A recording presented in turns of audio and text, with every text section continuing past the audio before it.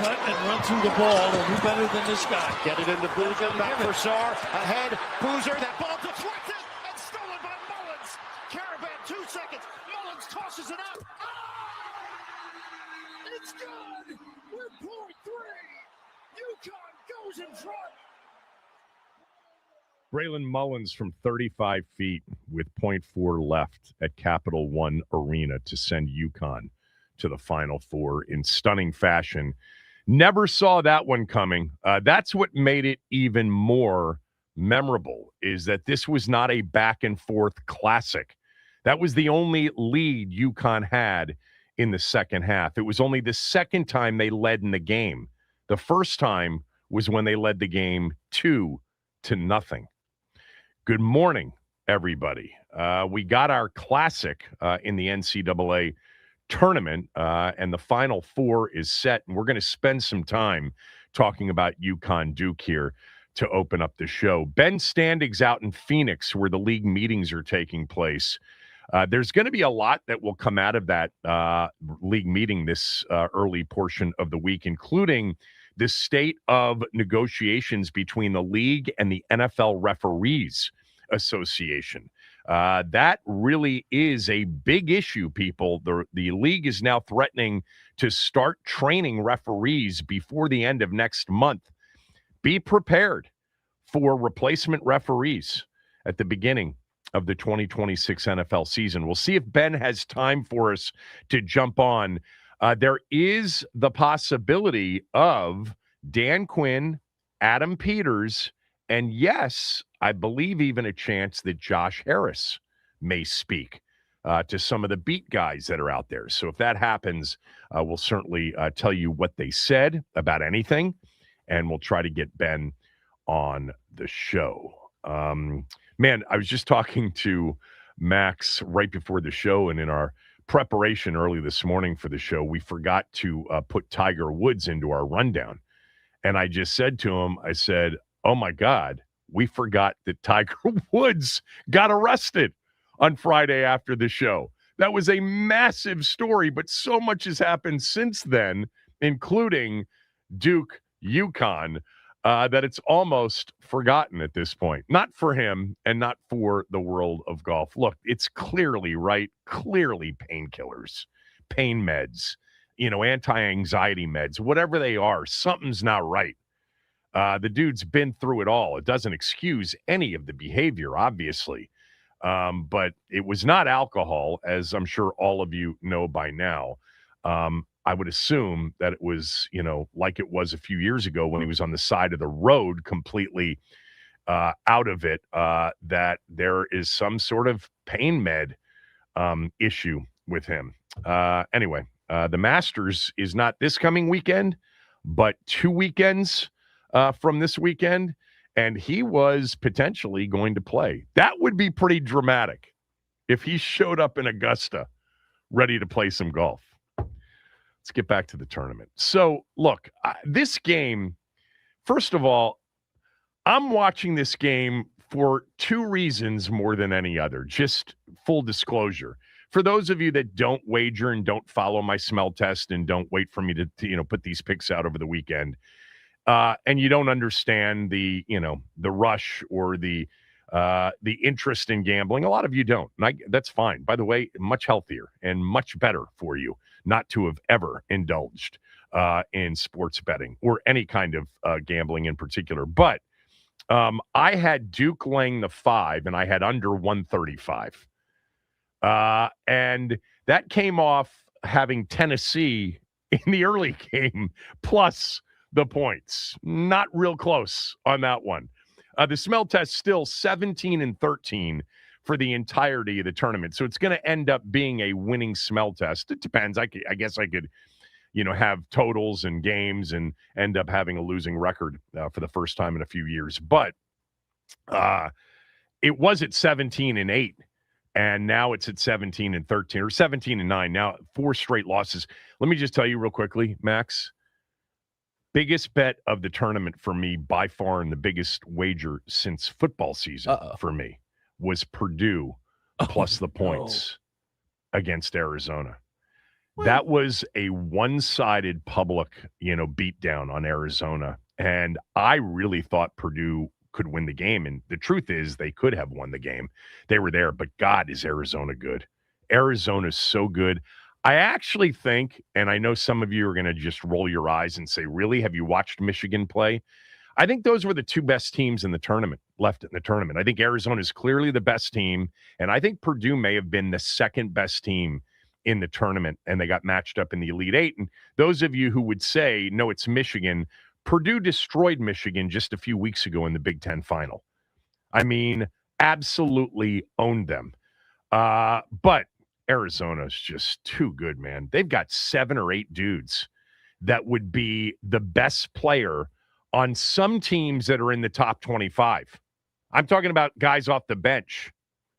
That's how good they are. But let's get to the game yesterday. So, a couple of things about this basketball game. The first half, and really for much of let's just call it 2/3 of the game, if not, 3/4 of the game, UConn really struggled to generate offense against Duke defensively. Duke's been a very good defensive team all year long. And it was one of those where they're struggling to just make forward progress unless they got the ball to Reed on the post and there was no double. That was their best chance of scoring. I think at one point he had 2/3 of their overall points in the first half. This game got to 19 in the first half, largely because UConn just couldn't score. And they also, when they had open looks from behind the arc because they couldn't get the ball closer to the rim, they were 1 for 16, I believe it was, to start from behind the arc. So that's why they're down 19. They couldn't make the opportunity shots that they had, and a lot of it was because of what Duke was doing to them defensively. And meantime, on the other end, Duke was scoring much easier than they could against St. John's. St. John's, let me just say this. I think St. John's would have beaten UConn yesterday. Didn't they? They blew UConn out in the Big East final, correct? Wasn't that the Big East final that they absolutely got blown? St. John's won by like 25, something like that. Let's see. Yeah, 72-52. 72-52, there it is. St. John's defensively was so good against Duke on Friday night. Duke really got worn out by St. John's, really got worn out in that game. Lucky to have survived St. John's, no doubt, super lucky. And I think if St. John's had won that, I think they would have beaten UConn yesterday, and I think they'd be in the Final Four. With that said, they didn't beat Duke, and Duke hung on in that game. But Duke had it easier against UConn. UConn is not as good defensively as St. John's is, and so it was like a breath of it was like a deep breath and exhale, because it's like, oh, this is easier than it was the other night offensively, and it was. And then their defense against UConn, and UConn not being able to make any shots, tough shots or easy shots, they're down 19. Now, it was 15 at the half. How about this stat? A 1 seed with a double-digit lead at halftime in the NCAA tournament. A 1 seed, Duke was the 1 seed in the East, a 1 seed in the NCAA tournament with a double-digit lead at halftime, 134-0. It was impossible for UConn to win this game. This is where, the end was so shocking, because not for any moment in that second half, even when they were chipping away, and there was no big run. It wasn't like they went from 19 down to 8 with a 13-2 run or a 15-4 run. No, it was just so methodical. And Duke helped. And they helped with some really sloppy turnovers in the second half. 8 of their 13 turnovers came in the second half. And they led to easy buckets at times, or easy offense and quick offense for UConn. I think UConn turned those turnovers into 14 points in the second half. And so not necessarily true fast break points, but just the ability to get some quick offense, easier offense than they had dealt with. Duke's turnovers in the second half were crucial. The turnover by Cam Boozer at And when they were up 70-66 was a killer. That wasn't forced. By the way, they should have had more turnovers, but how about the missed call where he barrels his shoulder into a defender? How is that not an offensive foul?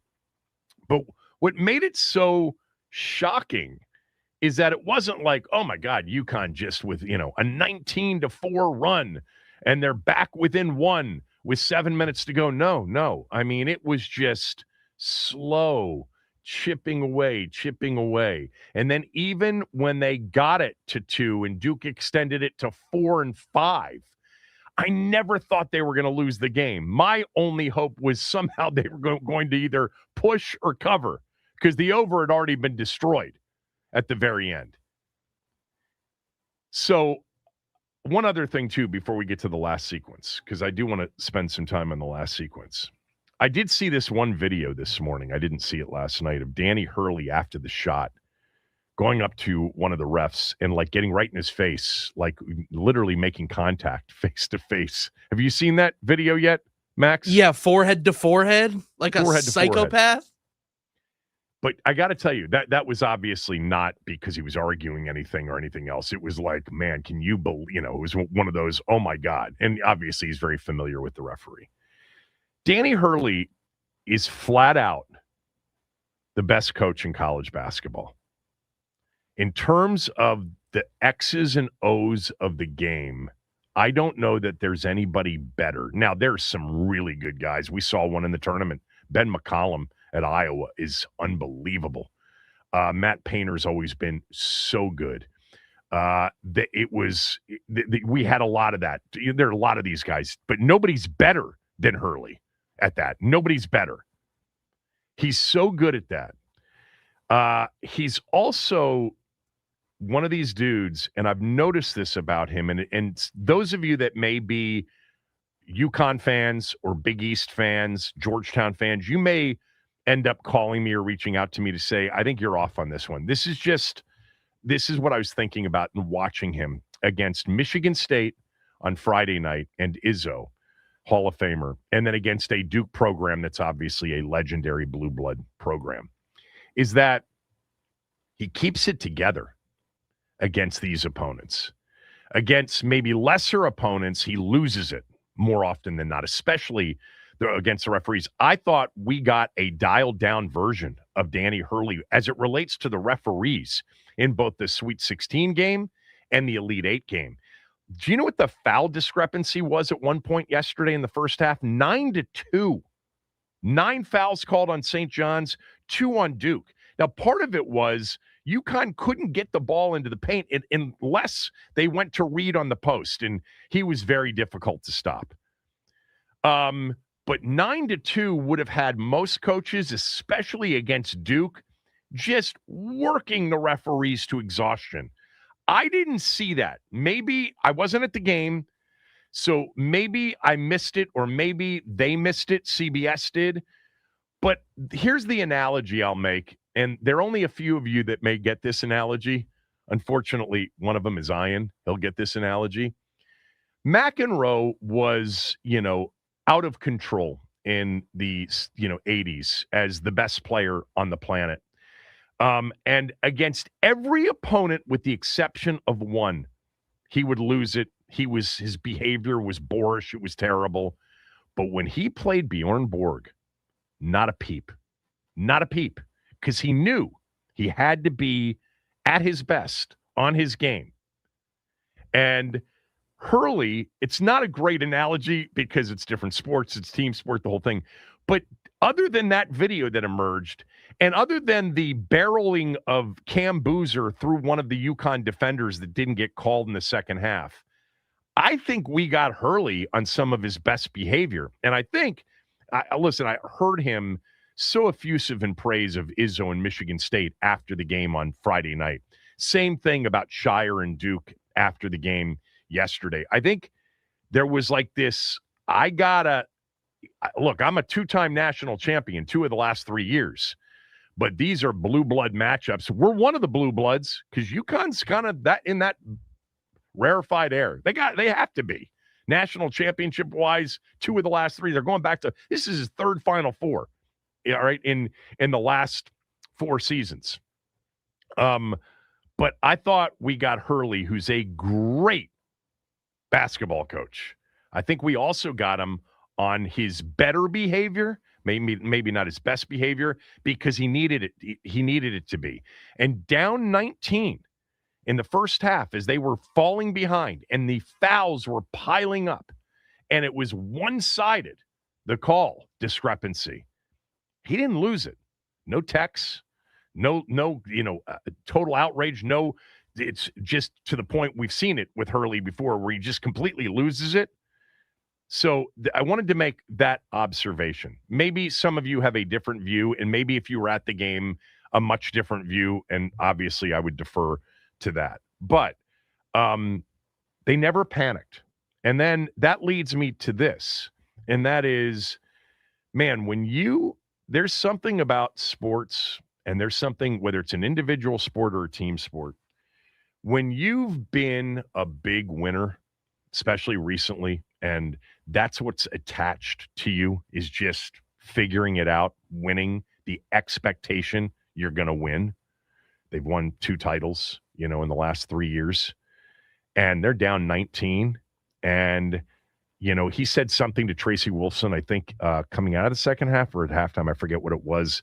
Maybe it was during a timeout at some point. He's like, it's a long, long race here, long haul. We just got to stay at it and we'll chip away.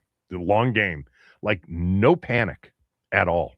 How are you down 19 and you're like, this isn't going to be our day? And those players feel the same thing because they're part of it. They're part of this championship DNA. They're part of this, no, we're UConn. Like, we're not getting beat by 19. We don't care who we're playing. This is going to be a ball game. It's going to be decided at the end in the last couple of minutes. And sure as it was. Here we come. We're coming down this stretch. And again, it didn't happen quickly. It's like 19 to, 15 at halftime, 15 down to 12 or 11, 11 down to 9 or 8, back to 10, 11, back down to 9, 8, 7. Here it is down to 5. Whoa, all of a sudden, maybe they can get lucky here and make it a game. But I never thought it was going to happen. I just was upset that Duke was going from an easy cover to now we're going to sweat it out with some free throws at the end. But didn't even get to that. Now, as far as the last sequence, save the best for last. I'll get to that when we come back. Kevin Sheehan Show, the Team 980 and the Team980.com.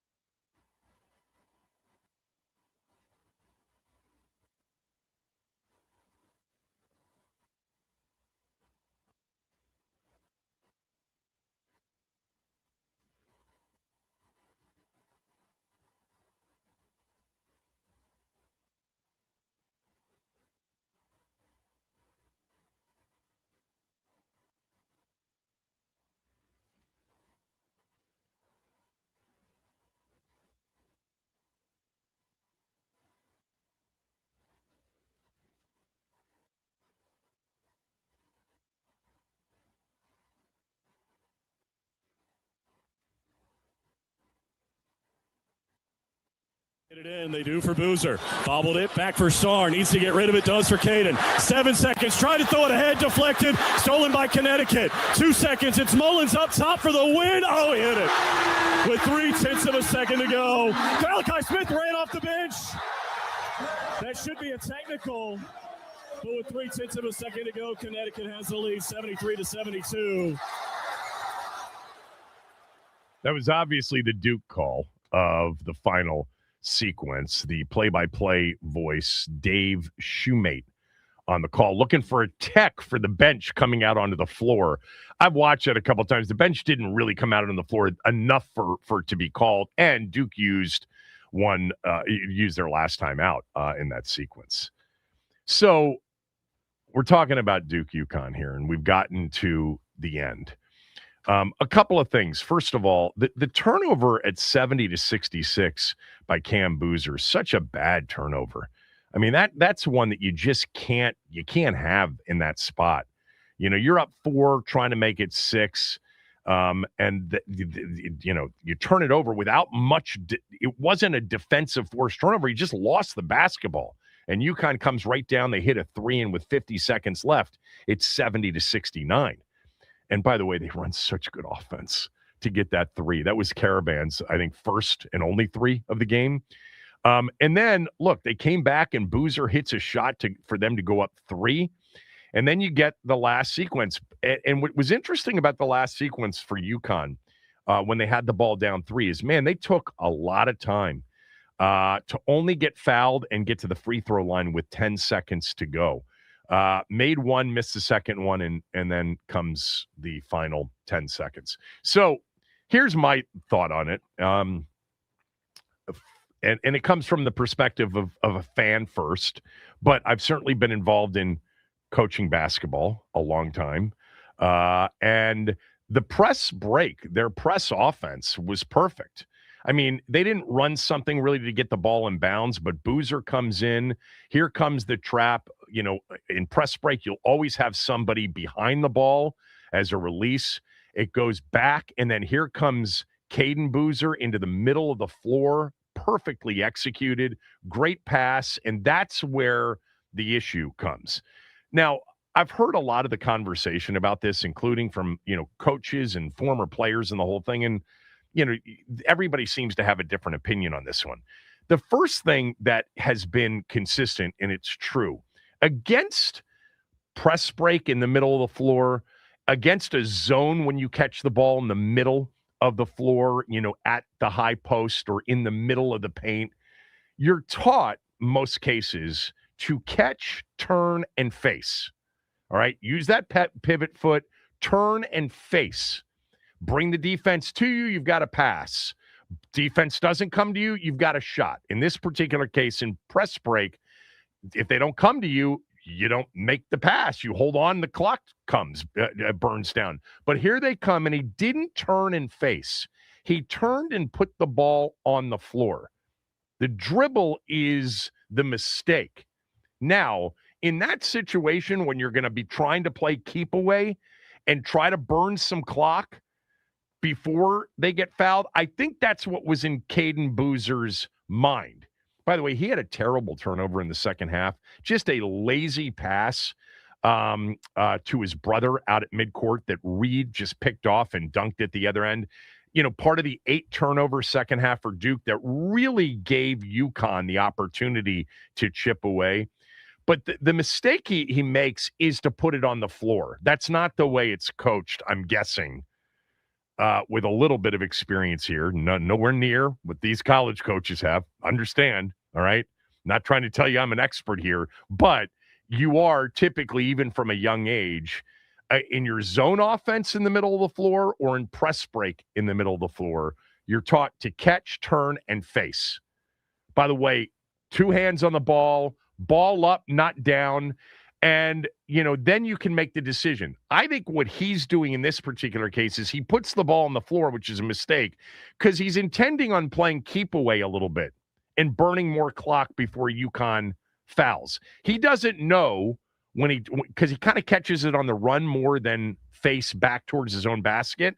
He doesn't know that until he turns and puts the ball on the floor, that all 5 defensive players are in the backcourt and that he's got 2 of his own players wide open for a dunk. Now, if he does make a good pass and it's not deflected, it's a dunk, it's game over. They're up 74-70. UConn has a timeout left, but, it's not, I guess, totally over if they dunk. Or Duke could have dribbled the clock out, had he successfully made the pass. But you're not supposed to turn and immediately put the ball on the floor and then pick up the dribble. Like, you don't want to lose that dribble. You don't want to lose that. I think personally the reason he did it is his idea at first was, we're going to play keep away here, going to burn more clock before I get fouled. And then he realized he's got 2 of his own players down court and he tries to make a pass off the dribble. And there's a good defensive play made. Now, once they converged on him, to try to make that pass is a bad decision. It just is. At that point, UConn does have the jump ball possession, so you don't want to get tied up, but they're going to foul. They're going to foul in that spot. So you hold on to it when you realize it's going to be a difficult pass, and you take the foul. But the mistake I think most coaches would tell you is that he didn't turn and face. He turned and put the ball on the floor. And then, I think what's in his mind is, we're going to try to play keep away here, and I'm going to try to burn a little bit more clock before I get fouled, because they're going to clearly foul me.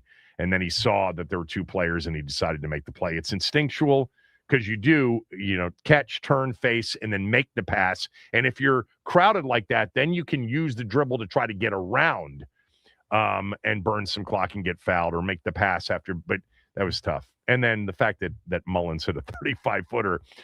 Great job by Caravan, who, is a championship player. And he's immediately picked up, and he goes right back to Mullins. And I don't know what kind of criticism you could have for Duke defensively after the turnover. That's a scramble situation. It's shocking that they turned it over there. And the guy's from 35 feet from the basket. You can't contest too much. You can't close out too hard that you end up fouling him and putting him at the line for 3. I mean, a 35-footer for a team that at one point was 1 for 16 from 3. It's a great shot. It's an all-time memorable shot. And Duke with 0.4 of a second left, that is enough time to catch and get a shot off, but the ball was deflected. Game over, 73-72 UConn. And certainly it's going to go down as one of the all-time memorable NCAA tournament games. It's Duke going down. And, man, I've heard some of the conversation about Shire now losing 3 times in the Elite Eight. Is that what it is, 3 times in the Elite Eight? He did get to the Final Four when they he did get to the Final Four last year, where they lost to Houston in the Final Four. All of his losses this year, including, by the way, the Houston loss last year in the Final Four, were double-digit second-half leads. So maybe there is something to them not being able to close out. I didn't think tempo-wise or anything like that, there was a lot that they could have done. Like I read a little bit this morning from some people who said they played the game in sort of arrogant Duke fashion, in that they never thought they were going to lose the game, so they didn't value the possessions. They could have milked the clock more. I actually thought they did end up, even with some opportunities to score in transition, ball came back out, and they burned more time. I'll tell you what I didn't think was a great thing for Duke ultimately, and this may be controversial for Duke fans. I didn't think the return of Caleb Foster helped that much. He had three turnovers, and he had some turnovers, I think, the other night against St. John's. He looked super confident, and he did make some plays, don't get me wrong, against St. John's in the Sweet 16. But I don't know. It's the handle was a little bit loose. There were a couple of times where he kind of forced it, missed a couple of the passes. I'm sure Duke people will tell me I'm wrong. I didn't watch Duke all year long, religiously. But I didn't think his return was necessarily like a huge thing and a huge game changer. I'm looking to see how many. So against St. John's, he was 5 of 8, missed a free throw. I remember in that game. Yeah, missed a free throw. He didn't have any turnovers in that game, but there were a couple of times where he was close to turning it over. He had 3 turnovers. So 3 of the 13 were Caleb Foster turnovers. But, Yeah, I mean, shocking ending. Never thought, even at 70 to 69 with 10 seconds to go. I'm not thinking they're going to lose the game. I'm thinking, here comes the ball inbounds. They'll get fouled. Yeah, they could make one and miss the second one and lose on a 3 that way. But the way it happened was certainly shocking. Now, in terms of where does it, kind of rank all time? I mean, it's going to be up there. Braylon Mullins shot from 35 feet with, it wasn't at the buzzer, but with 0.4 of a second left in D.C. in the Elite Eight to beat Duke after trailing by 19 is going to be up there. But it's nowhere near Christian Laettner in 92. That's number one all time. March Madness buzzer beaters. There is nothing that touches how many times we have seen Grant Hill throwing the ball the length of the court or to the high post, to the top of the circle, to Laettner, him catching it, turning and firing and hitting the game winner to knock out Kentucky 104-103 in overtime to get to the Final Four and eventually to land on a second straight national championship for truly one of the greatest college players that's ever played and one of the all-time great college winners, Christian Laettner. That, to me, is number one. And number two, I would say the one that we've seen, of course, it's much older than Chris Jenkins against North Carolina, but Lorenzo Charles's dunk at the buzzer to beat Houston in the 83 championship game with Jimmy V running all over the court. I don't think we've seen anything as many times as we've seen that other than the Laettner play. Now, it's because it's much older, of course. And then Chris Jenkins at the buzzer to beat North Carolina in a national championship game. Those are, to me, like the easy top three. Yesterday's not touching that. So when somebody says that's the all-time, no, it wasn't. That's kind of Mike Greenberg, everything's the most extraordinary thing you've ever seen, until tomorrow. And then it'll be the most extraordinary thing that happened last night. We live with always recency bias. It's nowhere near those three. I mean, even shots like Bryce Drew's or Tyus Edney's, end to end. Christian Laettner's shot at the buzzer to beat UConn in 90 was an unbelievable shot. That was when, he was a sophomore that year. And that was an incredible tournament. The 1990 tournament had so many buzzer beaters. Tate George, Kenny Anderson against Michigan State, Laettner against UConn, and then, of course, UNLV ended up beating Duke by 30-something in the final. God, was UNLV good. So good that year. That 90 and 91 UNLV, those UNLV teams, I've said this many times in the past, the best NCAA college basketball teams in my lifetime. The 90 and 91 UNLV teams. Grown men, and they lost to Duke in 91 in the semifinals and the Final Four as an undefeated team. Didn't think that would happen for sure. And Duke obviously ended up getting their first title, and then they repeated the next year. But so many great, like I looked up a list. Drew Nicholas's shot to beat UNC Wilmington's on the list. Bryce Drew, of course. James Forrest, Georgia Tech, at the buzzer, one of Al McGuire's all-time great calls to beat Baby Jordan in USC at the buzzer. Richard Hamilton shot at Capital. Well, I think there was a Capital One Arena in the Sweet 16. We've had so many of them. That one's going to be remembered, no doubt. But ironically, again, it wasn't like this incredible basketball game, this back and forth classic. It wasn't. It was shocking because, for me anyway, I can't speak for all of you, it just never seemed like it was going to happen. Duke was going to win that basketball game. The only question for me at the end was, are they going to get the cover with some free throws or not at the end? And there it was. Phone lines open, 301-230-0980. Anything on the, game finish of the tournament so far? Certainly an all-time memorable finish in the NCAA tournament. anything you want to discuss, where it ranks for you on the all-time finish list, how Duke played it at the end, anything about the game, phone lines are open, 301-230-0980. Kevin Sheehan Show, Team 980, theteam980.com. You can always listen that way. You can watch the show on our Team 980 YouTube channel. When you get there, please hit the subscribe button and hit the like button. That helps us out a lot.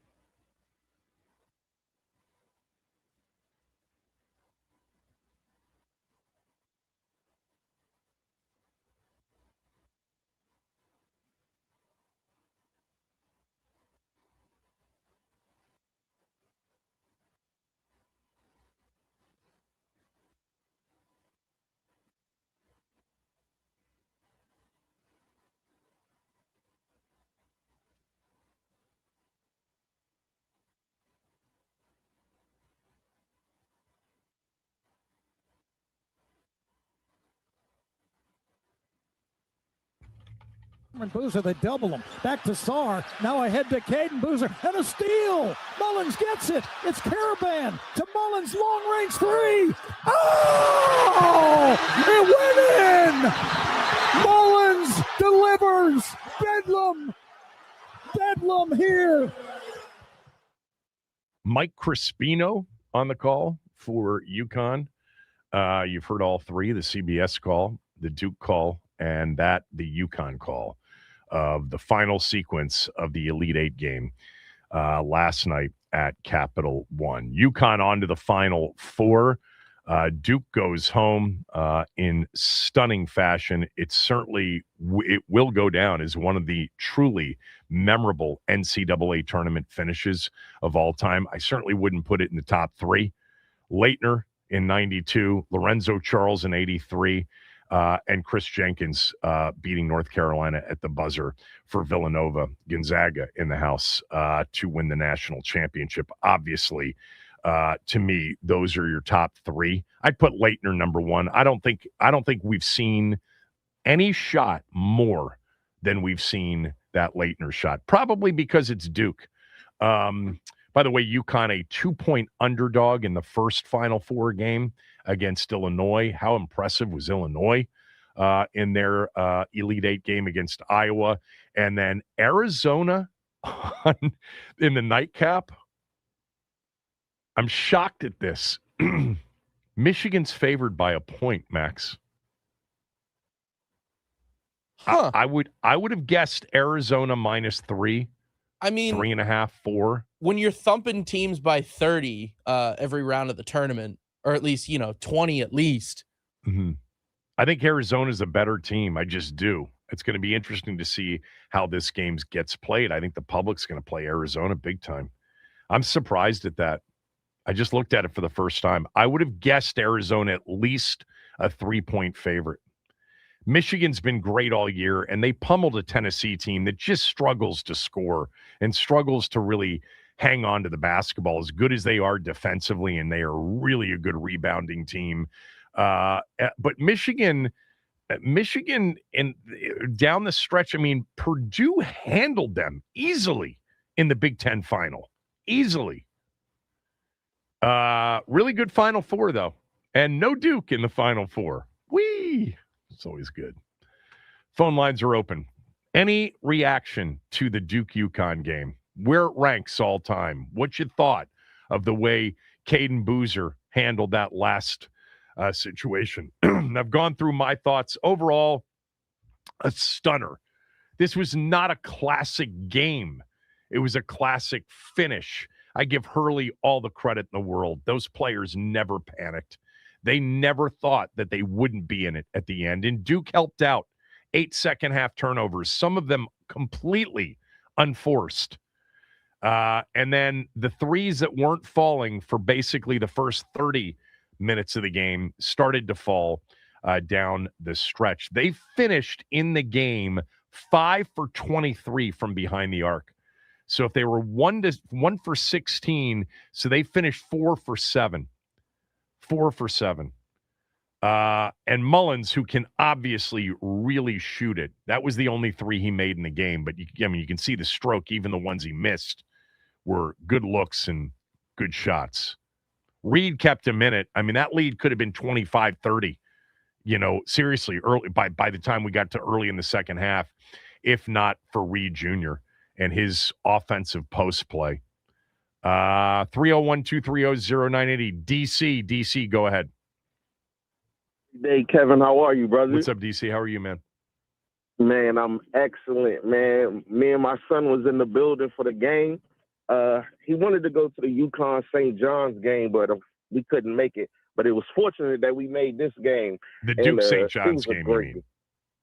Duke St. John's, yeah, my fault. Duke St. John's game, we did get to make it. But what you were saying, the 2 best players on the court last night was Reed and Boozer. What you've been saying about Boozer was exactly right. He's not that athletic. He's very smart and very skilled. And what he did to help them on defense, and I think Duke's coach did it on intentionally, they didn't put him on Reed. They had him playing off a Reed, and because UConn was shooting so bad, he was chipping Reed and stopping him from getting in the lane, getting to his spot. And then on the offensive end, he can pass the ball. He can see the whole floor and everything. The only thing I'm not going to argue with you with Hurley X's and O's, but in-game strategy, he was letting those guys shoot threes still instead of going to the basket. And Duke wasn't really stopping Reed or really stopping. It was tough for them to get. It was tough for them to get in the paint for the first 25, 30 minutes of the game. Duke's perimeter defense was outstanding. The only way they got it to close to the bucket was to dump it into Reed, and Duke didn't double a whole hell of a lot. They started to a little bit more, but I don't know. I thought Duke's defense was outstanding, but UConn stayed with it. And look, they missed some of those threes that they had, and some of them, even if they came at the end of the shot clock, were good looks. They just weren't going down. They were good looks, but it didn't seem like they became more eager in the second half to go to the basket. And they started scoring more, even if they weren't get to the basket. Their pull-up game, they started hitting pull-ups and everything. But Reed also on the defensive end was amazing too. Like watching them two go at it and not necessarily guarding each other was amazing. And I also ran into one of your compadres. We got to meet Linnell last night as well, man. Oh, Linnell was there. It was just, it was an amazing night, a great game, and everybody's glad. Oh, and it hurt Duke not having that timeout. The coach could have told them to hold the ball once they got it and get fouled.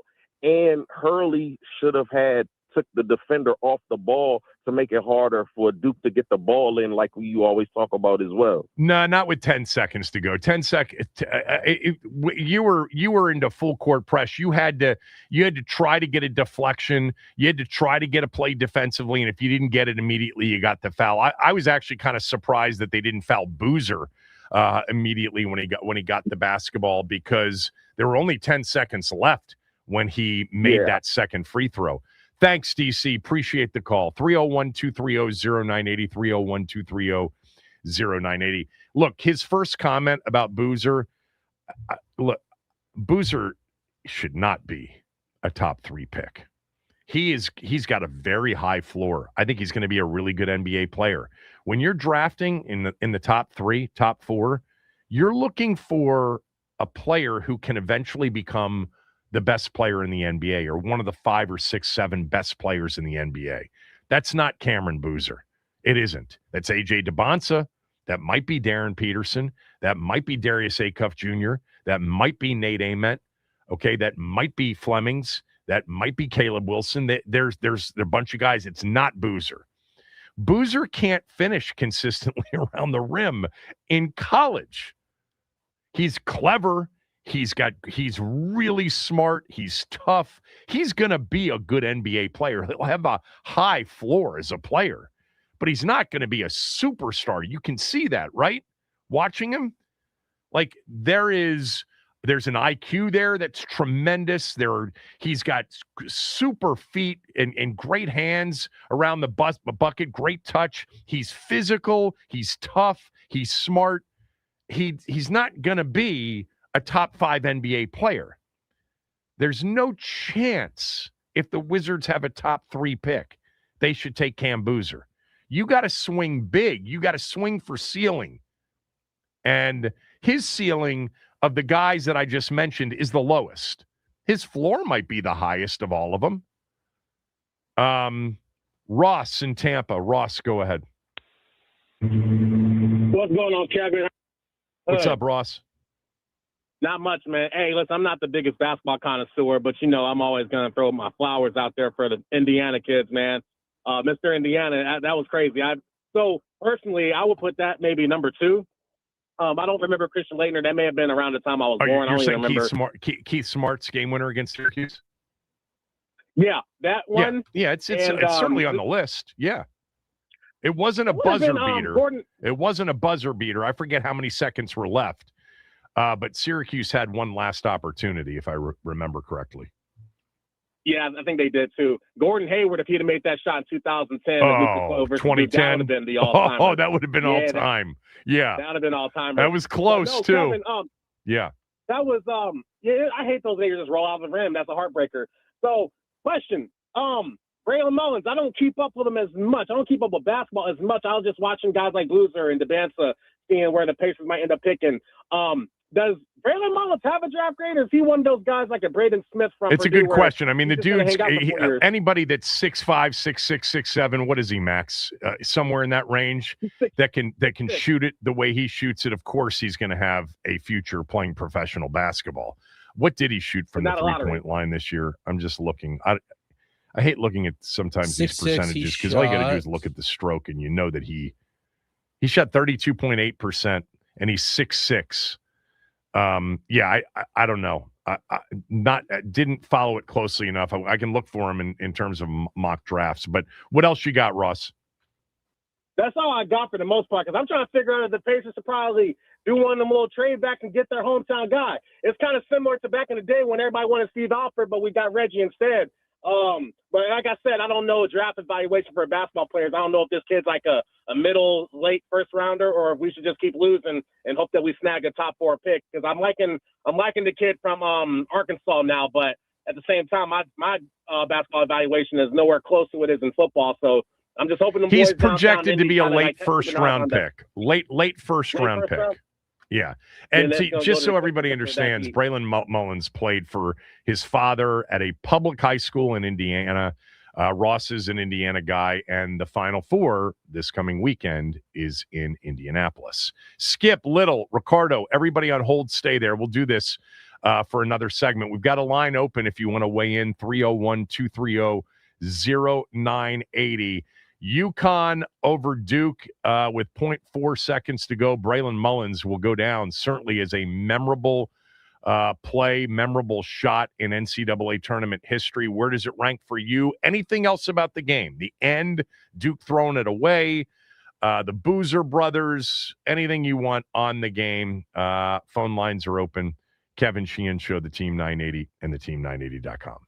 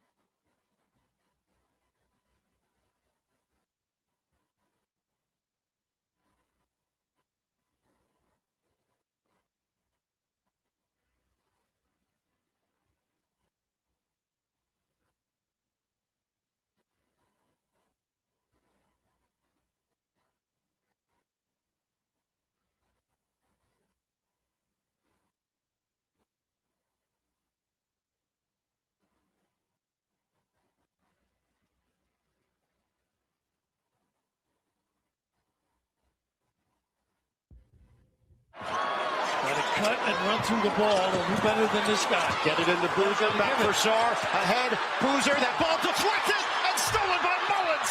Caravan, 2 seconds. Mullins tosses it out. It's good with .3. UConn goes in front.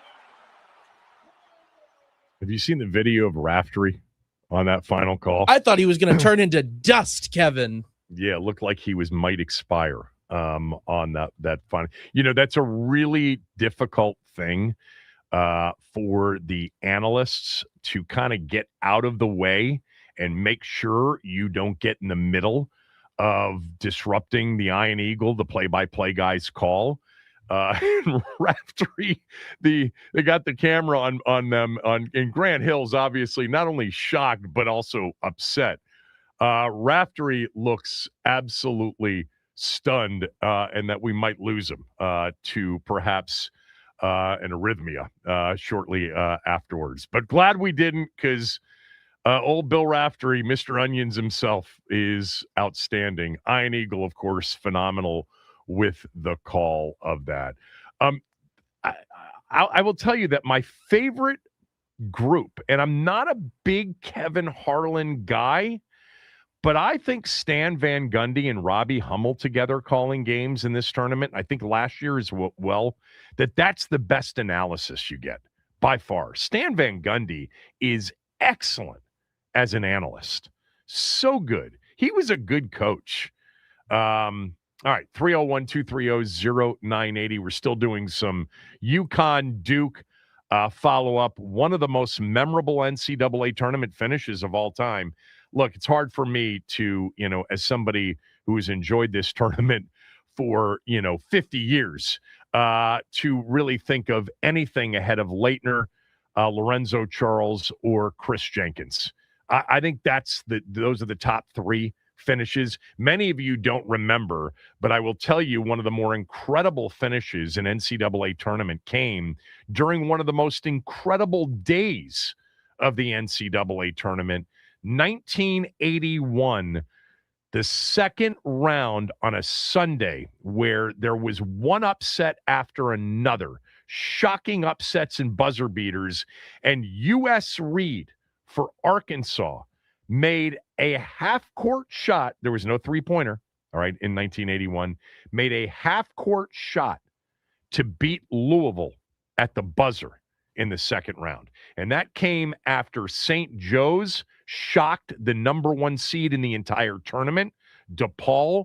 Kansas State knocked off Oregon State courtesy of a Rolando Blackman jump shot at the buzzer. It was really where March Madness became March Madness. If you ever go to YouTube, 1981 second round NCAA tournament, this was what created madness. Now, the way it happened was NBC was covering the tournament back then. They literally went from one finish to the next. It just timed up that way. So it was like St. Joe's beating DePaul, shocker. Then you go to Kansas State, shocker. And then you go to U.S. Reed's half-court shot at the buzzer, all in a row. And that may have been when they coined the term March Madness. But yeah, Bryce Drew, Tyus Edney, Drew Nicholas, Jalen Suggs, how about his half-court shot that forced overtime in the Final Four game? That Gonzaga-UCLA game, that was truly one of the great NCAA tournament games of all time. Games. Baylor got him the next night, though. That was men versus boys in that final. Where does this one rank for you? Anything else you've got on the game itself? 301-230-0980. Skip, thanks for holding. Go ahead. Kevin, I've got this one in my top three for sure. Okay, Lorenzo Charles and Chris Jenkins, the game was tied. So that's different than win or lose shot. So a win or lose shot, I got Christian Laettner shot number one, but this was win or lose. And like you said, the shocking nature of it was how they walked them down to get to that point is different from a back and forth game. But in a way, it's even more thrilling because it's like that's impossible that they could have even won the game. Right. And It was 1 out of 18 on threes, Kevin. So they made 4. Was it 1 out of 18? It was 1 out of 18. It was. Okay, so it's funny because I was looking for that number because I saw it flash up at one point, 1 of 16, and I didn't know how much further it went. Yeah. The reason why I know is because I was tracking it because I couldn't believe they were missing so many open threes. Yes, so that means it ended 4 of 5. They made 4 out of their last 5. Yeah. Which is a miracle in itself. I mean, the fact that the coach early said, "Hey, it was justice." We had missed all those good looks, and we made some hard ones at the end. So, I mean, and plus, I don't count those early round buzzer beaters, even though some of those were fantastic. Like that day that you mentioned in '81, that was unbelievable. Yeah. But they were early rounds. This is going for the Final Four. Fair. That's fair. But we're talking about memorable. I mean, Bryce Drew and the play that was drawn up by his father for that one, right? His father? He played for his father. High. It was a second-round game against the stakes weren't as high, though. I'm counting how high the stakes are. I hear you, but I'm in the Elite Eight is more important than a shot in the early round. It is to you. But on the scale of most memorable, I get what you're saying, and I'm not going to argue with you. It was certainly more important. That Bryce Drew shot gets played back every single time you see a March Madness buzzer-beating segment. Absolutely. Kevin, I've been around longer than you have. So I get it. But I'm not going to forget that shot. And it's not recency bias. It's just the stakes were so high to the difference between making the Final Four and not. I compare that. The Jenkins shot was great, but it was a tie game. Worse, if he misses, it goes to overtime.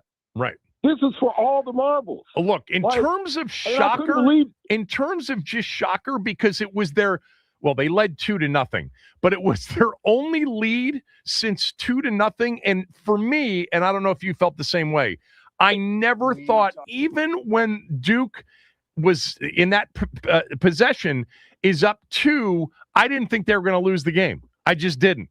I didn't think Duke I was at that point. I was rooting for overtime because it was the only way I was going to get the cover.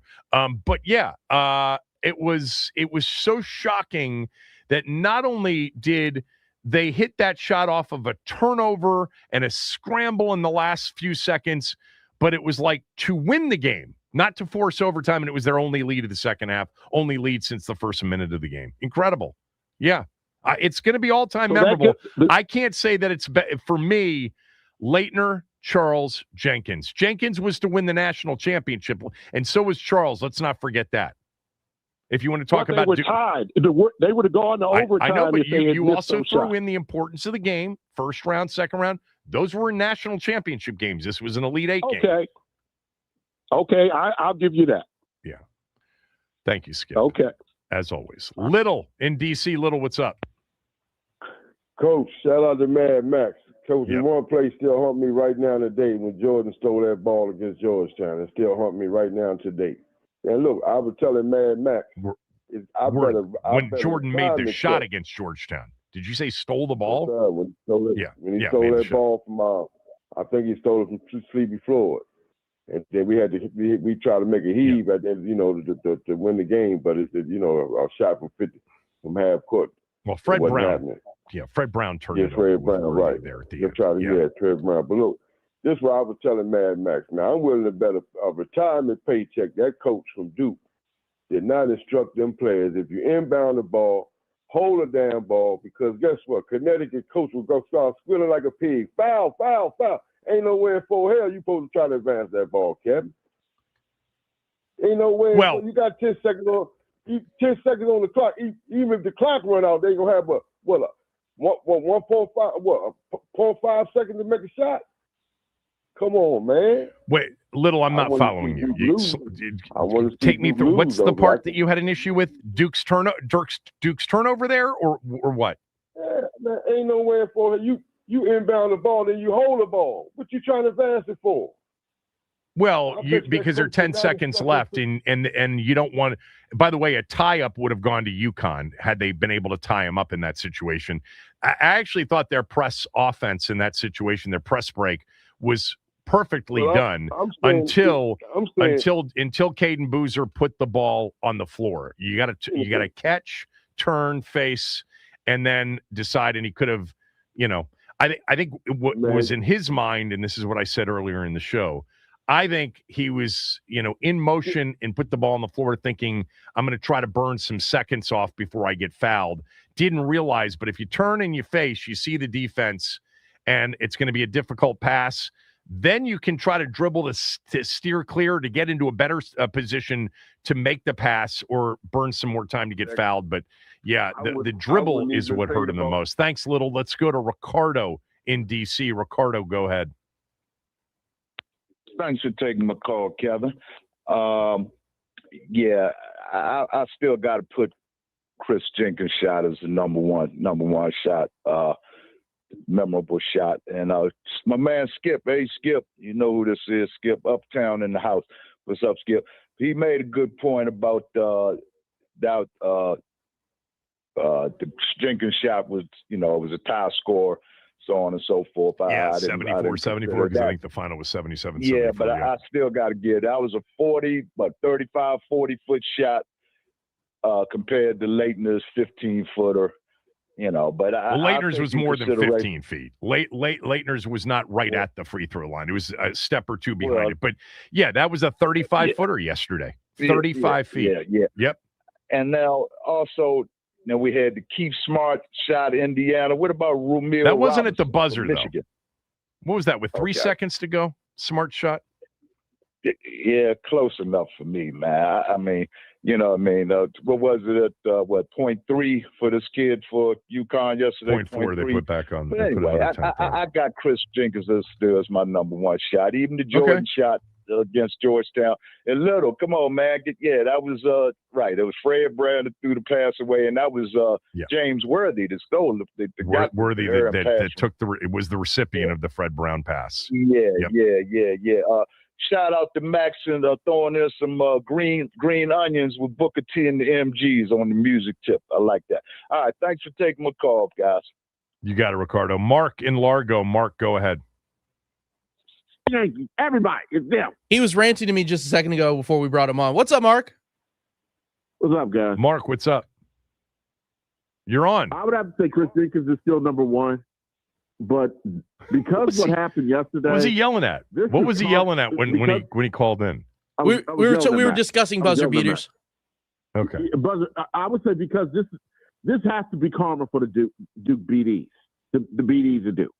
Because I think everybody who hates Duke yesterday is cheering today.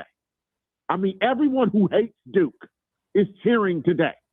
Because ever since that shot in 92, even though they had gone to the Final Four years before that, that shot propelled them to that second title. And this could be karma to say, maybe luck is coming back to say, not no more.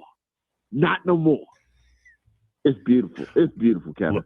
Look, really beautiful. If UConn gets to that championship game and they win another title and he's got 3 and 4 years, do you know where he legitimately ascends to, not Wooden, not Knight, not Krzyzewski, but and not Dean Smith. He's right below him. But he might be top Kevin, 5 at that point.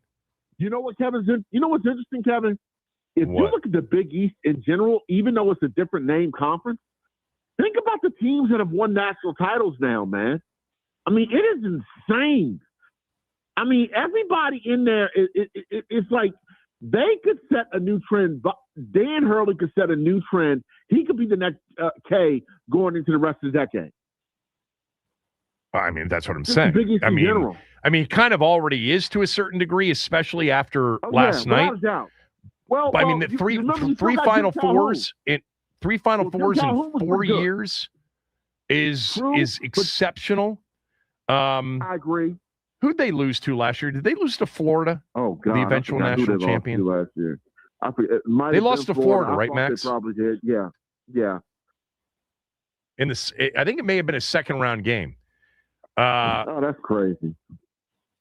Yeah. That's so crazy. Is that who they lost to last year, Max? I mean, But here's the deal: don't sleep. Jim Calhoun, I think he won three titles at UConn. All the UConn people say, remember, we got just as many as anybody else does at this point. We should be a blue blood as well. I kind of agree. I hate to say it, but I kind of agree with that. Yeah, because I'm not a big UConn fan either. I love the Hoyas. And I know you love Maryland. Yeah, Florida beat UConn. UConn was an 8 seed last year, and that was an unbelievable basketball game. That second-round game, Florida won by 2. So Hurley's he goes back-to-back, loses by 2 to the eventual national champion, who, by the way, doesn't have the rest of the way until the national championship game, right? A game as close as that. And now he's back in the Final Four with a team, let's face it, this is nowhere near the caliber of team talent-wise of the 2 national championship teams. Nowhere near it. They just lost to St. John's in the Big East final by 20 2 weeks ago. So, all right. Mark, you got anything else? No, Max. Bye, Max. See you, Mark.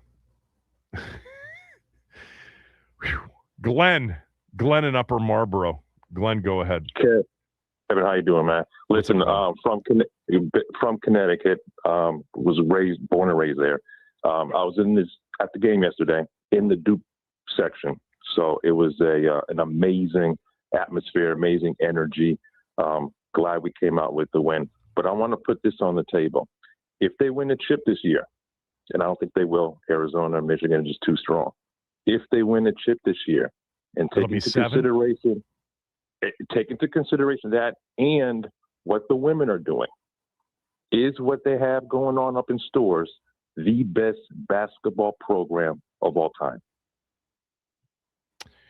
I don't know. You want to combine men's and women's and do it that way? That's just I mean, how about just stick with the fact that if they win it, it'll be their 7th NCAA tournament title and their 6th this century? Will it be 6th this century? Yeah. Did they win their first against who'd they beat in the first one? Duke in 99. Yeah. 99. So I mean, right then and there, they are obviously the team of this century. It's not even close. And by the way, did Ali won it? He won it too, right? He did. So Calhoun 3, Ali 1, Hurley 2. Yes. Right? Who am I missing? Yeah. No, that's if they win again this year. That would be right. So Calhoun 3, Hurley 2, Ali 1. That's 6. So it would be Hurley with his 3rd. By the way, I don't think they're going to win it this weekend. But me neither. Who the hell knows? Look, I mean, we don't have to combine the 2 programs. UConn is the best men's college basketball program of this century, period. I mean, in terms of championships, now they did have a stretch with Ali, right, where they missed the tournament for like 5 or 6 years. I'm pulling it up here because when Hurley got him back into it, my God, people were like, what a turnaround. Okay, they missed the tournament 4 straight years and then lost in the first round the first 2 years with Hurley. I mean, I know you know this, but I'm just saying UConn looked kind of dead there for a while. Ali was working with Calhoun's recruits and Calhoun's players. When he won was it. Feeding off of them. When he won it. There's an asterisk by that. But I was just saying, this program, if you want to play basketball at the collegiate level, I'm thinking you got to go to Stores, man or woman. I mean, obviously, it's the greatest women's program in history, right? I mean, at this point, more than Pat Summitt in Tennessee. I don't know the women's numbers. I'm assuming Gino's won more games and has more titles than Pat Summitt, correct? Did we lose Glenn? We did. Let's go to Samaj. Samaj, go ahead. What's good, Coach? How you doing, buddy? What's up, Samaj? Hey, man. The guy stole my thunder a little bit because I was there as well. I had the whole Friday, Sunday package. And I can just get with you, Kevin, just from, well, first of all, on two-level perspective. I'll give you the low first. The low was sitting up in the stands and seeing the big Georgetown University logo as the host school and knowing that the Hoyas just didn't even get in the dance. That was just like a little punch in the gut every time I looked at it. But then on the flip side, as a Terp fan, dude, to see in real time, in real life, the joy of victory and the agony of defeat, and just the perplexing just difference of the emotional swing live and to see it. And as a Terp fan, to see the Dukies go from the highest peak of emotion and joy to go down and burn in flames in a matter of seconds. I know. We still get joy from that, don't we? It was incredible, Kevin. I'm telling you, as a Terp fan, so and small. I'm in my 50s now. I'm trying to be a righteous man and walk a righteous walk. And you're not supposed to wallow in the suffering of other folks. But Terp and me just couldn't help it. I just couldn't help it, dude. It was just a. I'll tell you what, though, that's a good one. But when Kay lost all my life, Samaj, when Kay lost his final home game at Cameron Indoor to Carolina, I can't remember, other than rooting for my own team, rooting for a team more than I was rooting for Carolina that day. The Carolina people, the Tar Heel Nation will tell you that was the most satisfying win, more so than the Final Four win that came a month later or 3 weeks later. Yeah, no, there's a certain level. I mean, it is who we are. It may be petty, it may be small, but to see, the only thing missing was the meme of the kid crying when Maryland beat him in the ACC tournament final. I don't know what kind of memes we've got going around from Duke fans, but yeah, there's still something that's kind of fun about that. No doubt. And listen, and in the flow of the game, the most remarkable thing was I'm in the stands fussing the whole time because their senior leader, Caravan, was a complete no-show to the last 2 minutes of the game, and he hit that his shot. misses And were Mullins, bad misses, too. But then he hit a big one. And that tied it up, and then that kept him within 3.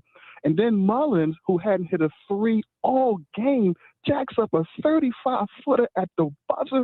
Man, let me tell you, I've been to some great live sporting events. Nothing topped yesterday. That must have been seeing the Dukies go down, seeing them going down and burning flames, and there's just the whole remarkableness of UConn's win and that come back from 19 down, hands down, best sporting event I've ever attended live. That's awesome, Samaj. I talked to my buddy CJ was there. He said it was unbelievable. Now he said that some of the guys that he was with that were there Friday night said the atmosphere overall Friday night was insane. But remember, this was not a great basketball game up until the end. This was a dominant, one-sided kind of a thing. But you're right, in terms of the ending, to have been there, I can only imagine. Great call, Samaj. Appreciate it. Yeah, it was incredible. Dan Quinn has spoken out at league meetings in Arizona. You'll hear some of what he said when we come back. Kevin Sheehan Show, the Team 980 and the Team980.com.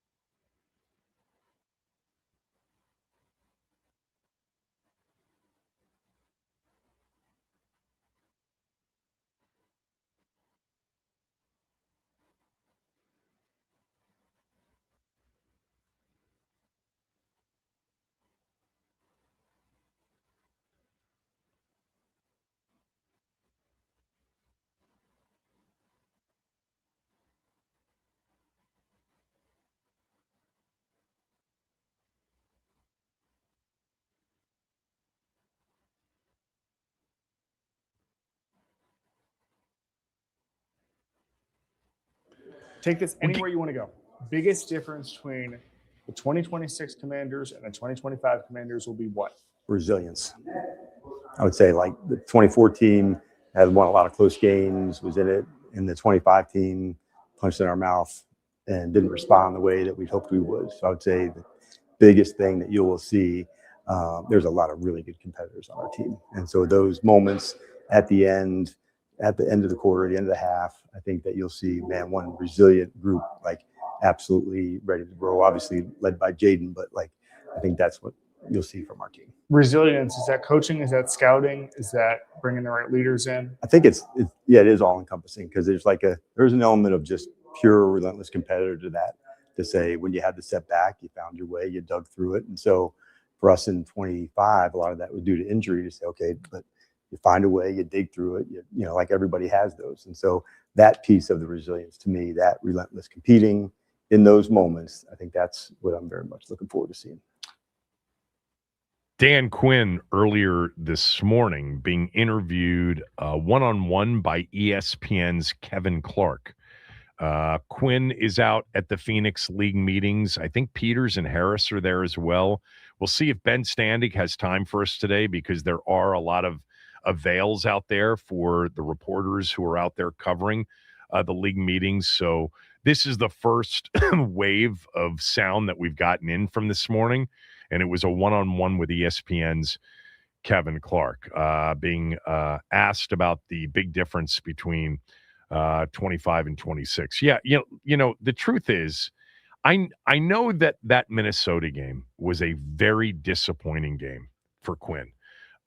Very disappointing game for Quinn, because they had just played the game against Denver, in which I forget the comment, but it was something about, you know, we might, you know, be dead, but I forget what it was. Look up what that comment was. You know, the one where he said, we're not dead, but we may not be, you know, in it, but we're alive, or whatever. I forget what it was. I can't remember specifically what he said. But that Minnesota game following that Denver Sunday night game was a major kick in the teeth, and disappointing with the way they competed in that game. And that was really, though, for me, the only one. I mean, as bad as they were, as limited as they were, the Detroit game was an embarrassment defensively in particular. So was the Seattle game. And maybe you'd say they didn't have much fight in that game either. Yeah, they also were so limited in those two games. Those were the first two, the Chiefs game on Monday night, and then the Seahawks and the Lions game. That was the worst possible time to face opponents like that, with the players they had just lost, you know, on top of the players they had lost earlier in the year. And but I thought, you know, the Denver game, the Madrid game, the down the stretch, all of those games, I mean, they had a chance to really win all of those games down the stretch against the division opponents. They beat the Giants. They lost a game here against the Eagles that was, you know, it was close, right? What was the final score of that game? Why am I blanking? 29-18, but didn't we have a lead? Yeah, it was 14-10 heading into the fourth quarter. And then the Christmas Day game against the Cowboys was winnable. And then they, you know, whatever, the season ender when the Eagles weren't playing their starters. But I actually think that they did show some fight and some resilience. But I understand what he's saying. There were a couple of moments there for him that were really not what he wants to see.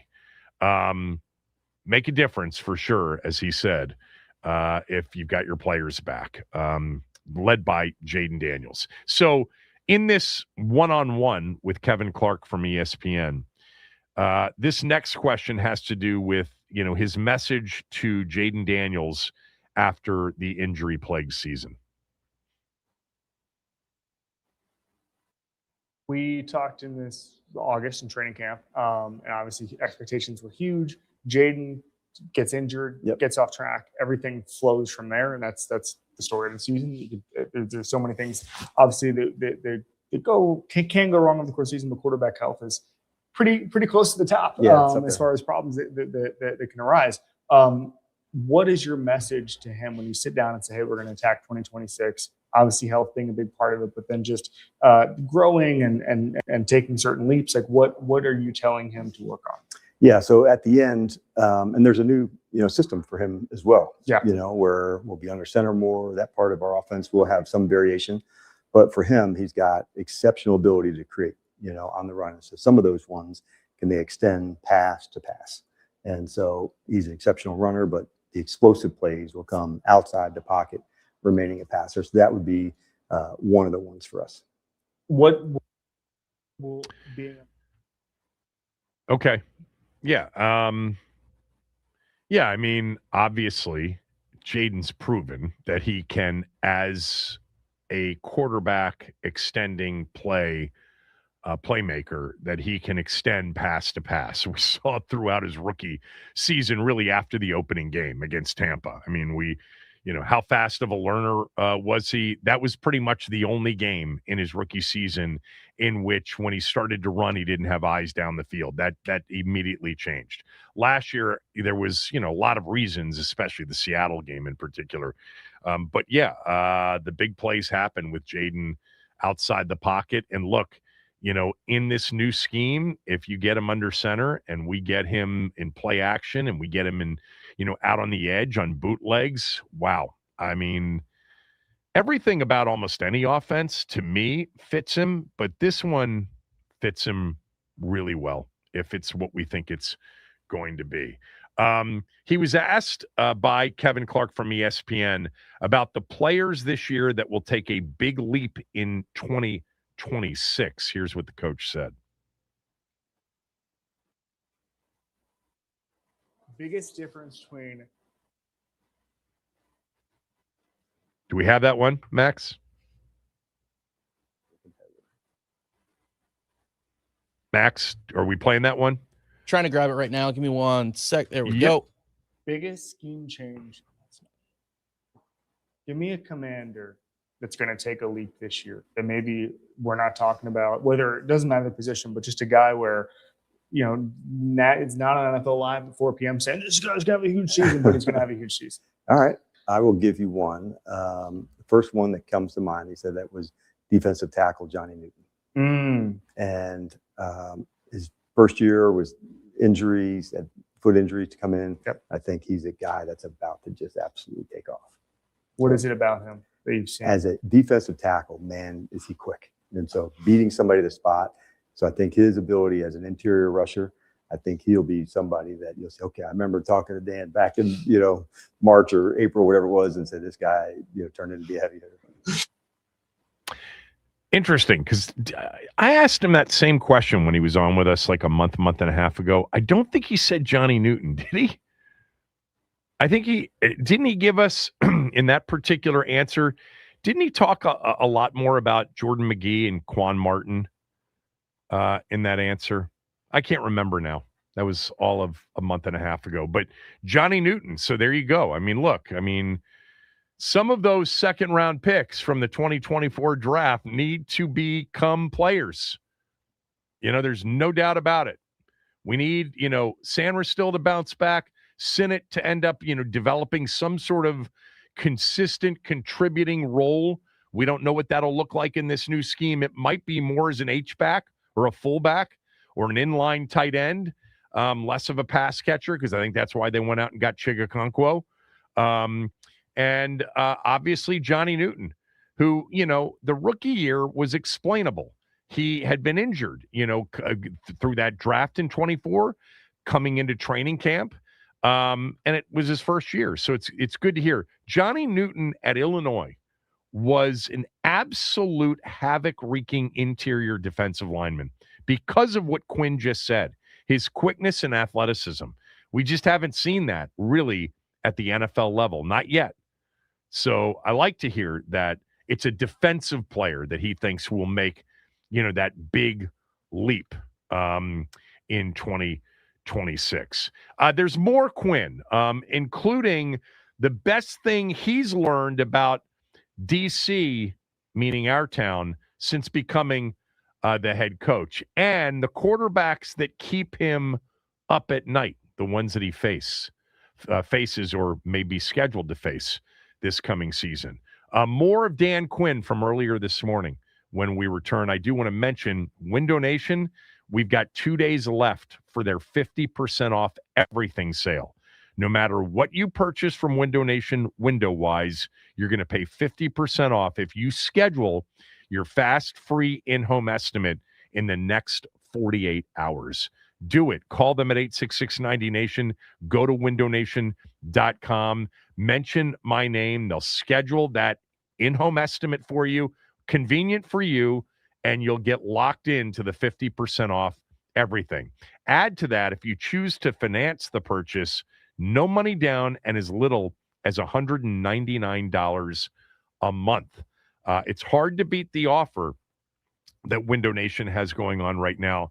And it's really hard to beat the company that you'll be working with. They are tops when it comes to dealing with their customers. Their installation teams average 16 years of experience. They've been doing this for a long time. They've installed 4 million windows nationwide. Forbes ranked them the #1 window installation company in America, and they've got over 45,000 five-star reviews on social media. Call them, schedule your free in-home estimate, go to windownation.com. Either way works. Mention my name, they'll schedule it for you, and then you'll get locked into 50% off everything. It's a good time to buy windows. It'll get you set up for the summer. When they're installed, you'll save on air conditioning bills, and by the time we get to next winter, we've got a long time to get back to that, fortunately, but you'll be set up to save big on heating bills. windownation.com or 866-90-NATION.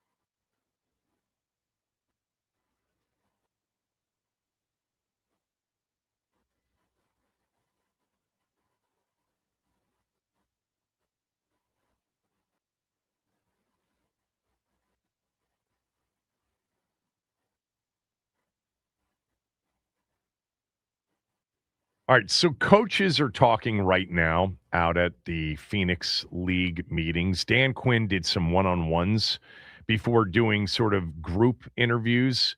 Ben will hopefully jump on with us next hour because Ben's tweeted a couple of things so far, including that they did not try to trade Tyler Biadasz, which was interesting. And that the plan right now for center is to have Nick Allegretti and Julian Good-Jones. He's on the roster as a backup, compete for the job. Also, and this is a guy that I've talked about since last summer, and this is an example of there's some people on this roster that we don't know a lot about. Maybe they think these guys get the opportunity in the new scheme. That number 89, remember from last off's training camp and preseason, Cager, the tight end, who really just popped on tape or during those games. Those games mean nothing, but he just looked the part as a pass-catching tight end. Quinn said he's one player that could take a big leap this season. He's been a practice squad player. These are the kind of guys you just never know. And yeah, we'll see. So hopefully Ben will join us next hour. But right now, the sound that we have comes from a sit-down interview with ESPN's Kevin Clark from earlier this morning. How about this question? Because this was a good one on just the most underrated player he's ever coached. All right, let's do some rapid fire stuff. Most underrated player you've ever coached in your career? Man, that's so good because there's like many that would flash through right off the spot. I'm going to go back in some time, and I'll give you a player off the Seattle defense that isn't talked about. But I'm telling you, like when he did his job at the highest level all the time, it was a nose tackle. His name is Brandon Mebane. Yep. And part of why defenses are played really well, about the stars and who can do that, and that's Wags, Earl Thomas, and Cam, and Sherm, and KJ Wright, and Bennett, and others, Cliff Averill. But a guy like Mebane, when you're the unsung player, that's somebody that comes to mind for me that makes others better by doing the hard jobs. And so he would definitely be one. That's interesting. I mean, we haven't talked a lot about that since he got hired here. And remember, when he got hired here, he was the DC in Dallas. He had been a head coach in Atlanta. But he did such a great job as a defensive coordinator in Seattle, and they obviously won a Super Bowl and then lost one. But the talent he had on that defense, I mean, you heard him ripping through the names. I mean, Cam Chancellor and Richard Sherman and Earl Thomas. I mean, the Legion of Boom was talented. Can he get back to something resembling that? Nothing has resembled that in his 2 years in D.C. Talent-wise or execution-wise. This was him on, let's go to the thing that he's learned about Washington, D.C. since becoming the head coach here. Best thing you've learned about D.C. since you moved there? Growing up on the East Coast, you always knew it was a heavy hitter fan base, but like getting to feel that firsthand, like that's been a really cool thing for me. And so getting to be a part of that and to feel the energy of the team, like that's something that maybe I don't know if I didn't take it for granted, but like being in it, I didn't know it was as powerful and strong. And so like that lit me up. It's crazy because I mean, I've talked about this before, but like I remember listening to an old NFL film saying, and Parcells was talking, and he was talking about a Giants Washington game. And he said, "Oh, you know how crazy it gets in Washington." And I'm in my 30s. I don't. Honestly, I don't. Like, he's talking about the 80s when I wasn't watching football. I don't clock that. Yes. I think the older generation gets it, and they also know what can come back when things start rolling like they did in 2024. Can you give me an example of just how powerful it is, or interactions you've had where you just say, "Okay, this fan base is for real, and they're excited again"? Yeah, I think just in the smallest sense, you felt the energy of what took place in 24 and what's about to come with the club. And then with Josh in the new stadium that's about to come, like there's momentum, man, like the wave's coming. Yeah. And that's a cool feeling to be on that wave, because it's like, here's the momentum, here's where it can go to. And so you feel that from the community and from people around the DMV. Yeah, I mean, look, last year, You know, there may have been a wave building, and 24 was a nice diversion from the previous 24 years. It was nice to get back to something resembling the old days. Those of us that are old enough to know, and we do know, will tell you that it doesn't even come close to what it was in the 80s or 90s, or even for that matter, in the first several years of Snyder's ownership, before we really realized what a horrible person and horrible owner he was and how downtrodden the franchise would become under his stewardship. You know, there were moments. I mean, 2012 was a moment that really felt in that moment like the old days. 24 was nice. It does not even resemble 2012, all due respect. Yeah, I mean, the problem is we all know it's been teetering here. And last year was a rough hit to that wave. I mean, that wave became very much a ripple, barely even a ripple last year. How about this question that Kevin Clark from ESPN asked Dan Quinn? Quarterbacks that keep him up at night.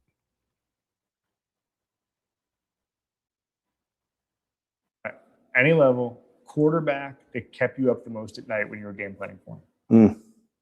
So I probably have the most, like games probably against Drew Brees. He would definitely be one.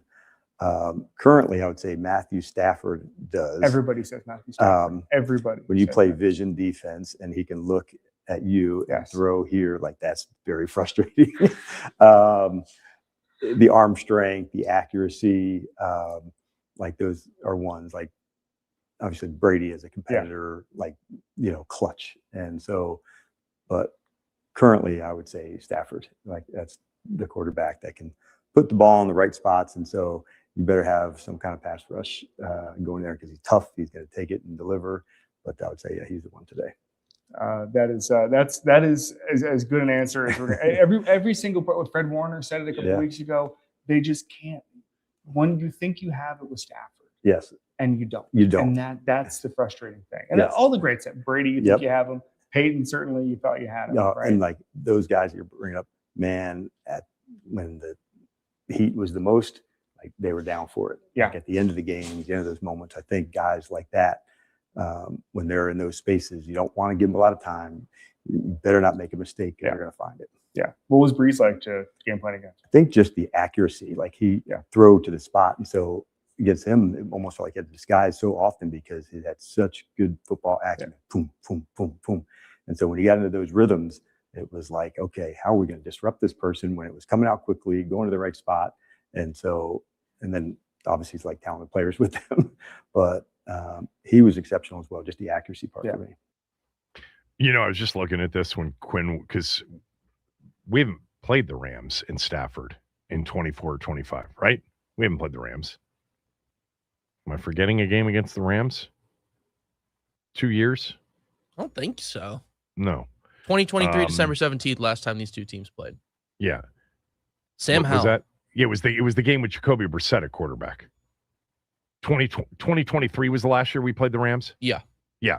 Jacoby, 8 for 10, 124 yards, 2 touchdowns for Jacoby. But against Stafford as the Dallas Cowboys defensive coordinator, 2-0. I mean, and both easy blowout wins, 22-10 and 43-20 as the DC in I love hearing questions like that.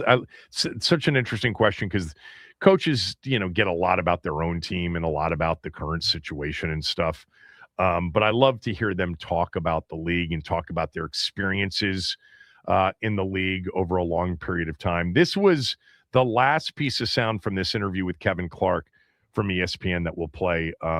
This has to do with our team and our quarterback, how Dan Quinn expects Jaden to respond to the adversity of this past year. Last thing for you, it's on Jaden. I'm interested to see. I think the quarterback journey is such an interesting thing now because the way the portal works now, there's some guys who come in, and it's increasingly rare. They're 5 stars. They play 3 years in college, and they're picked top 5 in the draft, right? And they're at one school. They don't change offenses. That used to be the thing 15 years ago. And they're not anymore. Nope. With Jaden, you transfer schools, Obviously his star rises over the course of a few years. Older prospect relative to some of these other guys. It feels like adversity is baked into his story. Yeah. And I'm curious how you view that and how you view him coming off a year where he was banged up, coming off the down year, had so many expectations. How you think he's going to manage? Yeah. Yeah. The previous experience of those does give you a little, light into it. And that's the thing that we know about. This is a remarkable competitor. And so when you go through the challenges and you've hit to that spot, all right, how'd they respond when that took place? And so for him, like that fire that's inside of him, he's not a yeller or screamer to go that, or like his humility is like really strong where he's not trying to boast it, but like I tell you, like he puts in the work to get ready, like he does that. And so that's what I would expect, from him to come back with a fire that's going to be like very impressive to see. Dan Quinn from earlier this morning. Ben's going to join us from Phoenix at 12:30. He sat in on the Dan Quinn interview with all of the beat reporters here locally. So we'll hear what he told Ben specifically, along with Nikki and John and the gang out there. And the general manager and owner may even speak today. So if that happens, we'll let you know what they said as well. A.J. Brown, is he going to get traded? Yes or no, along with some other NFL news from the weekend next.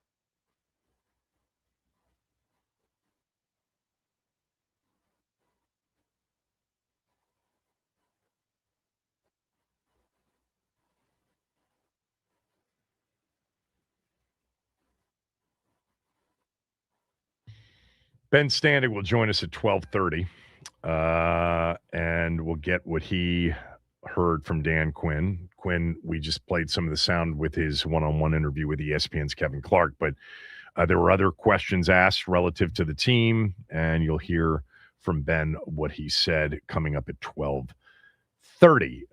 Some NFL news. Howie Roseman's been asked in this offseason when he's been made available, the GM of the Eagles, about 145 times whether or not A.J. Brown's going to be traded. The answer has consistently been A.J. Brown is still a member of the Eagles. And today, the same thing. Quote, I understand that there's interest in the A.J. Brown story. I unfortunately don't have a home underneath a rock. But my answer to any question on A.J. Brown is A.J. Brown is a member of the Eagles. From my perspective, anything you ask me about A.J. Brown, I'm going to go right back to that answer. But I understand the interest. I put on TV and I see that there's interest. But my answer is A.J. Brown is a member of the Philadelphia Eagles. Now, Philadelphia people are saying that the answer wasn't as strong as statements he's delivered previously. In January, he said, it's hard to find great players in the NFL. A.J. Brown is a great player. I think from my perspective, that's what we're going out and looking for when we go out here in free agency in the draft, just trying to find great players who love football. And that's him, close quote. So people who are following the Howie Roseman, how Howie answers the A.J. Brown question are saying that this one wasn't as definitive. Okay. I think A.J. Brown's going to get traded. Be weird if he's back after all of this trade conversation. The Cleveland Browns, very interesting stuff going on with Myles Garrett. You know, about a week ago or so, there was conversation about a tweak made to his contract that led people to believe that maybe Cleveland was setting it up so that they could trade Myles Garrett. Basically, they amended his contract so that option bonuses related to his contract they were exercised on the 15th day of the league calendar, so mid to late March. They amended the contract to push it back to 7 days before the regular season each year. Now, you might say, well, that hurts Myles Garrett. Well, not if you want to be traded. It doesn't. So it makes it, according to a lot of NFL pundits, very much a more palatable situation to trade him post-June 1. So post-June 1, first of all, the dead cap money, which would be big because they just signed him to his current deal last year, it could be spread out over 2 seasons, 2026 and 2027. And then Cleveland wouldn't owe him those option bonuses if it happened post-June 1 and before 7 days prior to the regular season. Myles Garrett, remember, for a brief moment last offseason, was thought to be a guy that was going to be traded by Cleveland. And then the next thing we know, no, not so much. He is signing the largest deal in the history of the league for a defensive player. Because that's what he did a year ago, signing the deal that paid him $42 million a year. That was trumped, remember, by Micah Parsons and Aiden Hutchinson. But still, in the moment, it was the largest deal in NFL history for a defensive player. So you've got that, but massive, massive cap pain if they were to trade him pre-June 1. Post-June 1 and without these option bonuses, some people around the league say it may be setting up for a potential trade of Myles Garrett. What could the Browns get back for Myles Garrett? He's a little bit older than Max Crosby, okay? He's also a much better player than Max Crosby. He just is. He's the greatest defensive player, along with Aaron Donald, of the last 15 years, last 10 years in the NFL. Last 10 years in the NFL, nobody's been better than Myles Garrett. Do you know that he only has one season where he hasn't had double-digit sacks? And that was his rookie season, in which he only played 11 games as a rookie, and he had 7 sacks. Every other one of his 8 seasons following his rookie year, he's had double-digit sacks, including the 23 that he had last year. I think he's the most dominant force defensively of his generation of players on defense, and I think he's going to go down as one of the greatest defensive players that ever lived. But they haven't won anything. As great as he's been, it just goes to show you, God, you have to have the quarterback. And you got to be in an organization that's functional, and the Browns aren't necessarily a functioning, a well-oiled machine. Bad ownership. I mean, Andrew Berry does what he can as the GM. I would say that you're talking about 2 first-rounders plus, even at 30 years old. 2 first-rounders plus. That's what it would take to get Myles Garrett. It's more than Max Crosby. It's probably 3 first-rounders. You might have to give up your 3. Can you do it now? I know they're trying to make a change to that rule. I forget. Can you give up your next 3 ones? If it's not, it's 2 1s and 2 2s. The good news is, if you decided to do it, he's under contract for the next 5 years. You don't have to worry about that. God, can you imagine Myles Garrett in our team's uniform? I mean, at some point, and we thought it would be last off season, he was going to choose winning over money. He didn't. And the Browns are kind of a hot mess, and their quarterback situation is still a hot mess. So they're not going to be a good football team, more likely than not, in 2026. I'll tell you what, though, it's so true about what he's given them a chance to be a competitive team, because their defense, even with no offense at times, has been dominant at times during his era. Imagine if they had just a serviceable quarterback. The year that they did with Flacco, they won 11 games. In 2023, they won 11 games, got to the playoffs with a functional quarterback at 38 years old or whatever he was in that moment. Crazy. There's another story involving the Browns. This was a player that prior to free agency, I was interested in for Washington. Now, I did not realize that there was a physical ailment, but the Browns were set to sign Bills linebacker A.J. Epinesa, but he apparently did not do well in his physical, and so the Browns are tearing up the 1-year deal that they gave to acquire Epinesa. I thought, and I've thought for a while, he's a good player. He's a playmaker too, but maybe not a healthy player. Lastly, and I mentioned this briefly at the beginning of the show, but according to, multiple reports, I'm going to read from Kevin Seifert, his report on ESPN.com about this referee situation for next year. Kevin Seifert, along with Kalen Kaler, writes, NFL owners are alarmed by the state of negotiations with the NFL Referees Association and have authorized staff members to begin hiring and onboarding replacement officials in the coming weeks, league sources said at the start of the league meetings, which started today in Phoenix. The NFL began compiling a list of college-level officials to recruit earlier this month, and owners are expected this week to approve a sweeping set of replay enhancements.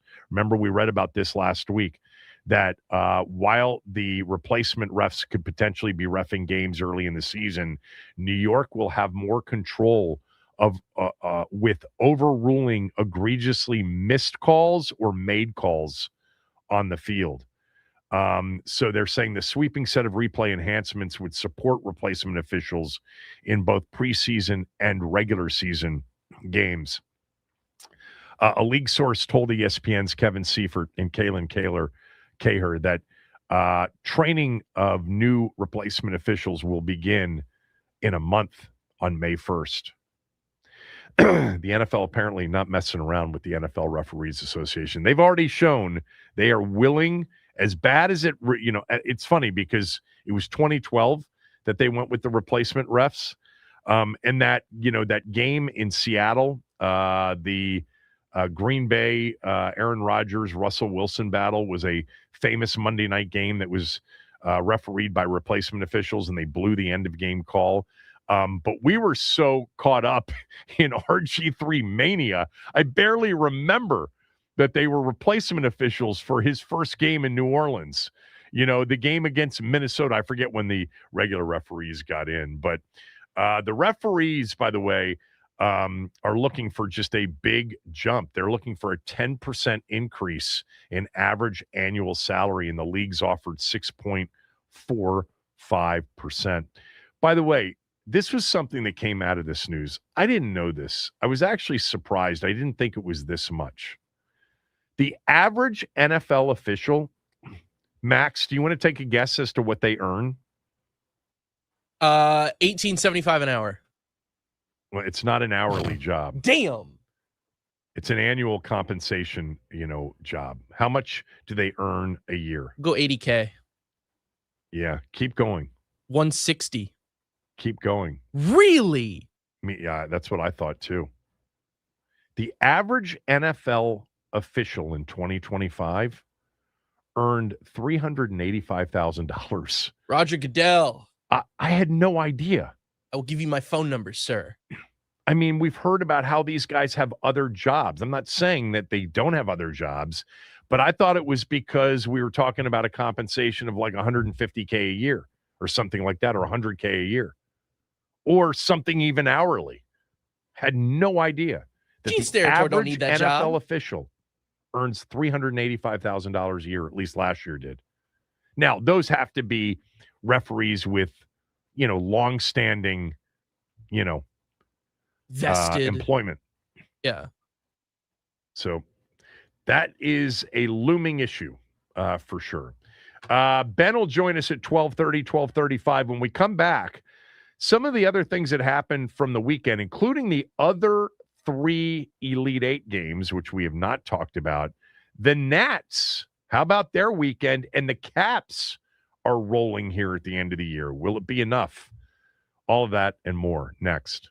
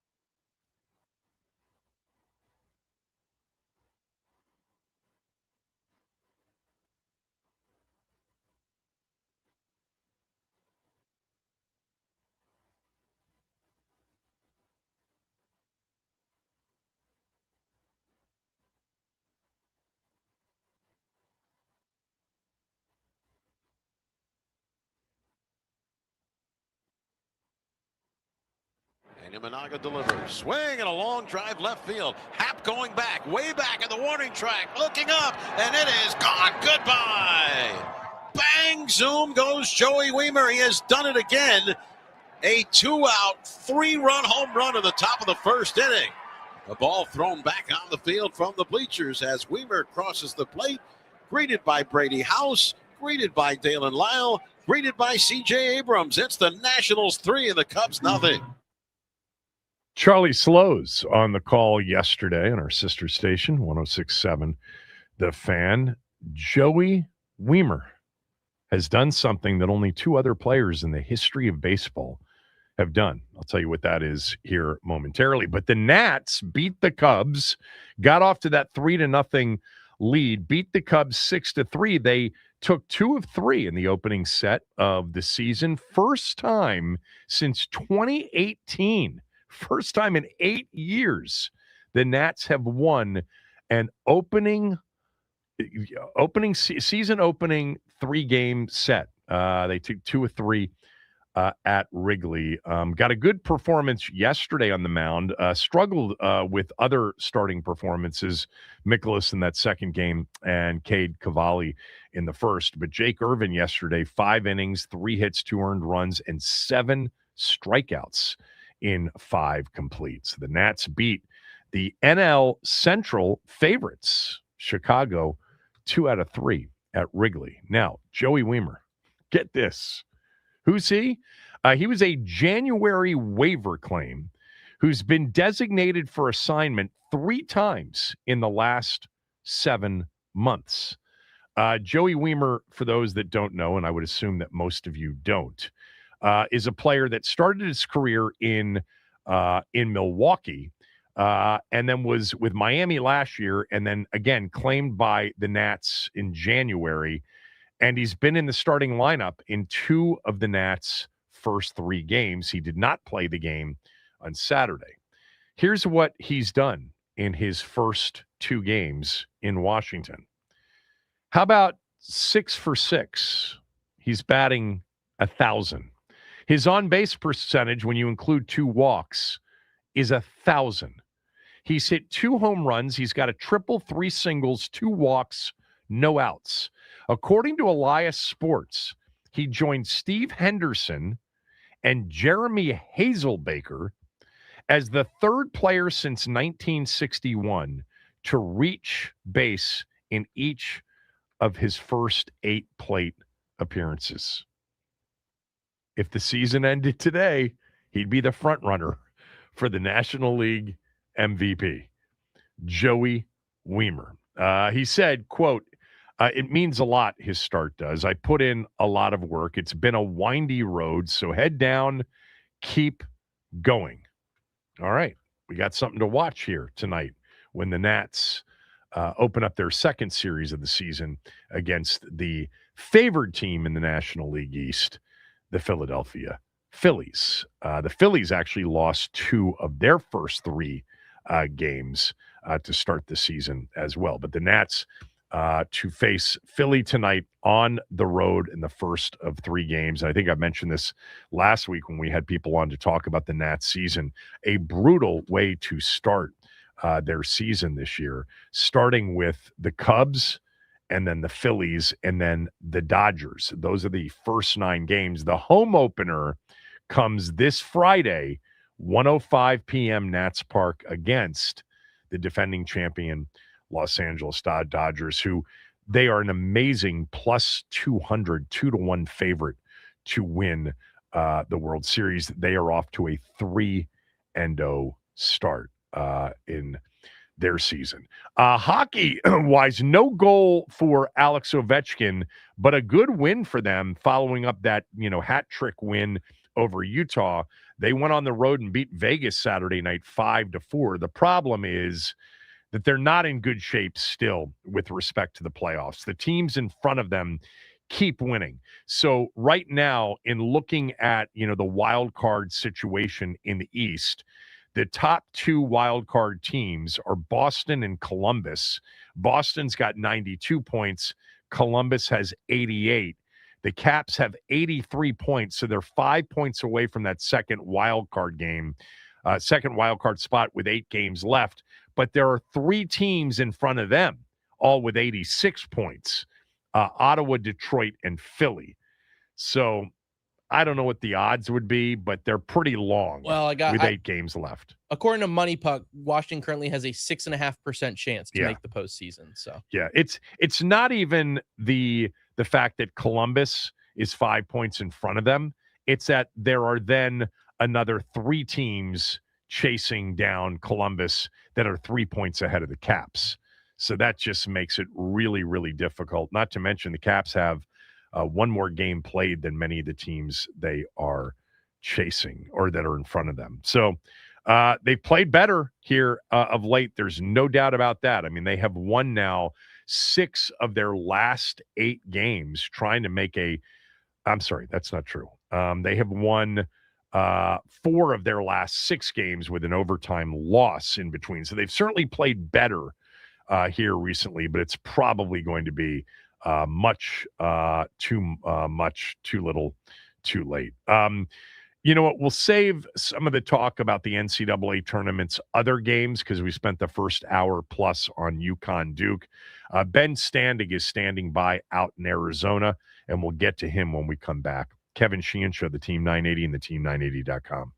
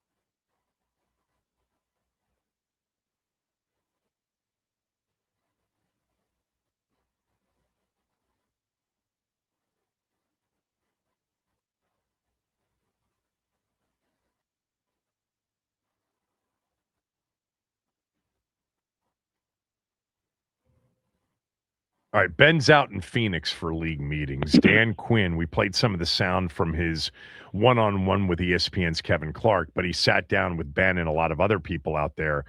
Just real quickly, first of all, I know you're busy, so thanks for the time. At Ben Standig on X, subscribe to his Substack. It's totally worth it. Listen to his podcast as well. So are Adam Peters and Josh Harris also going to talk today or tomorrow? What's the rest of the today and tomorrow look like? Yeah, they both are.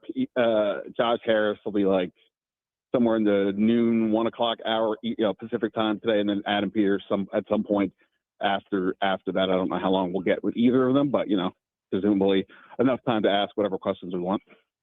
Okay, so you got to sit with Quinn. Tell us what you learned.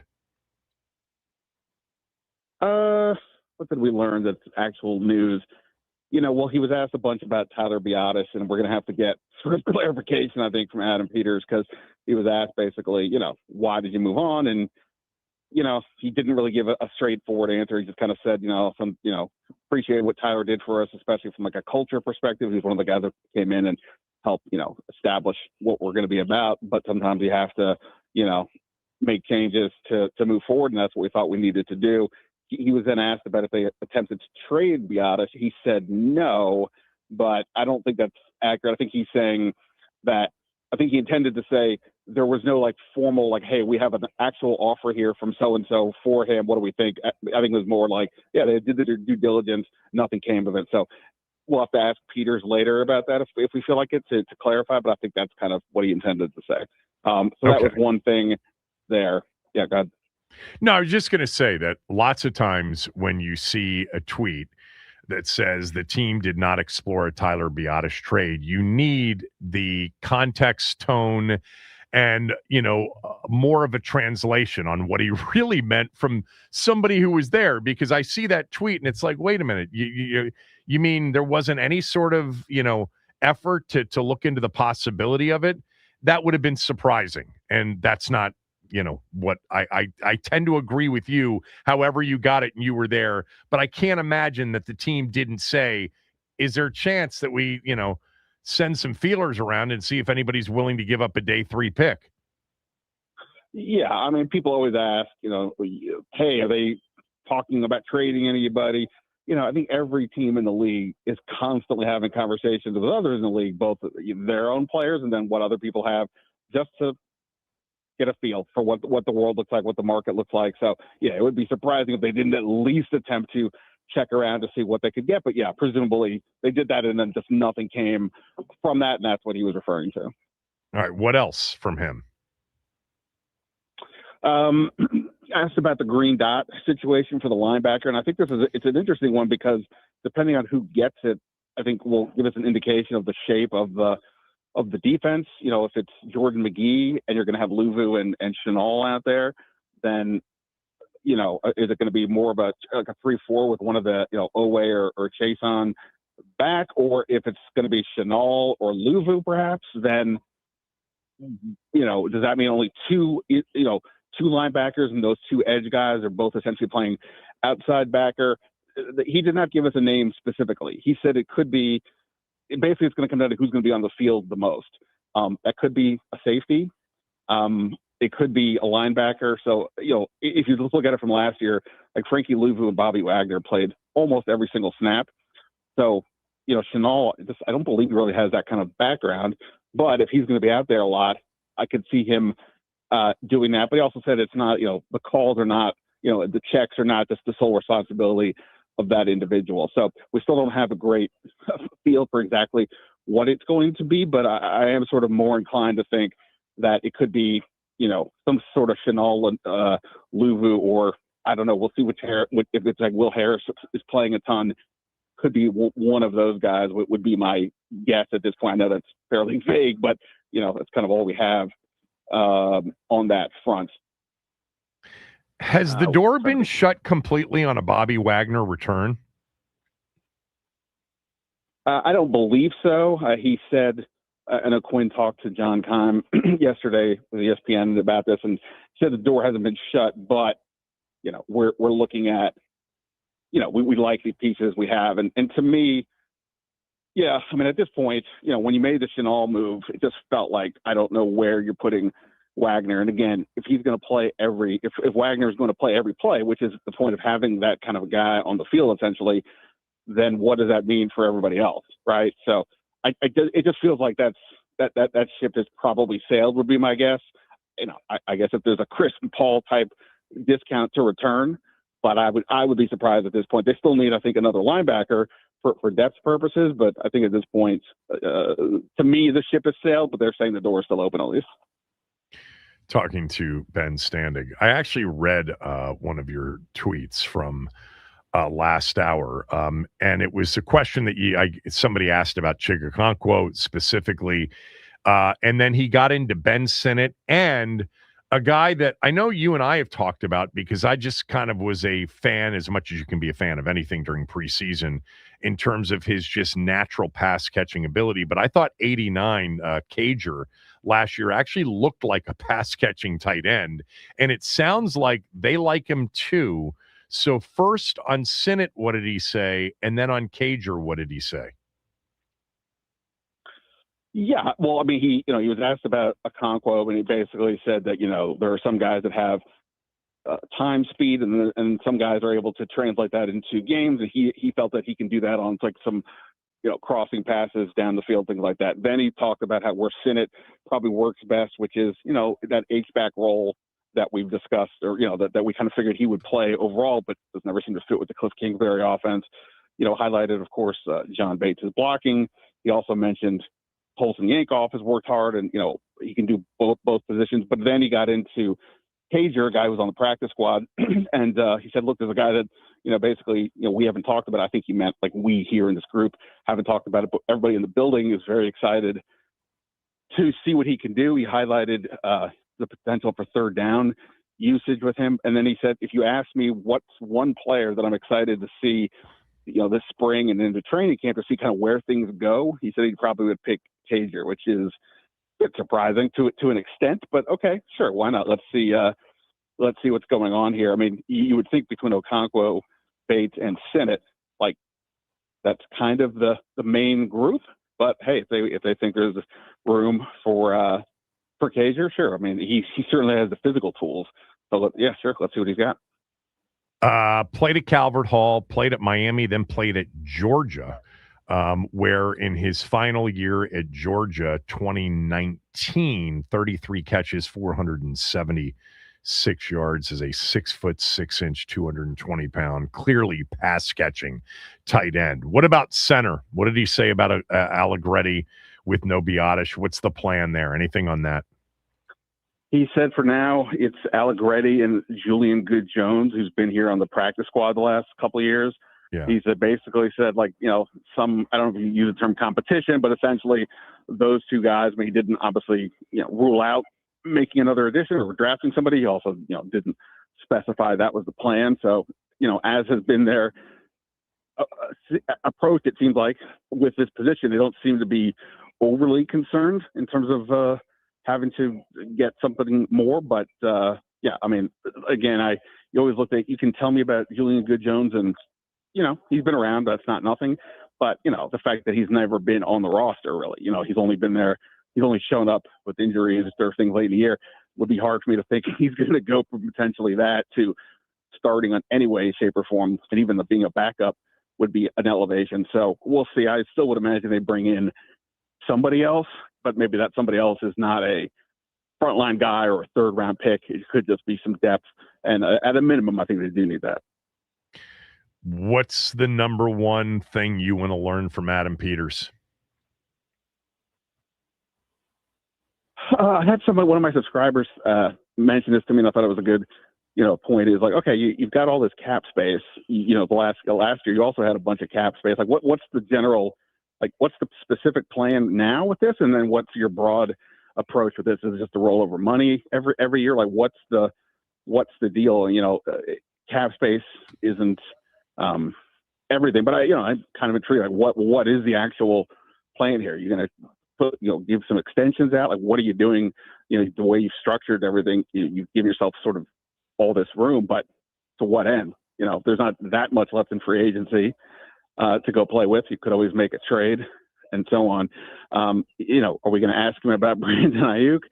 Even if we do, he's not going to say anything because he's still on the 49ers and can't really get into it. But, there may be worth saying, all right, well, should you be waiting on something else to happen? How does that factor in to what you're going to do in the draft if you don't get that anything else resolved in advance? Because obviously that is something of a tell, right? If they draft Carnell Tate, I can't imagine that Ayuk is then also coming in. But on the other hand, if they pass on receiver until day 3, okay, well, then maybe that's a sign that something is going to happen here sooner than later. So, that would be ideal for him to answer in some way. We'll see if he does. What about Josh Harris? First time we have not heard from him.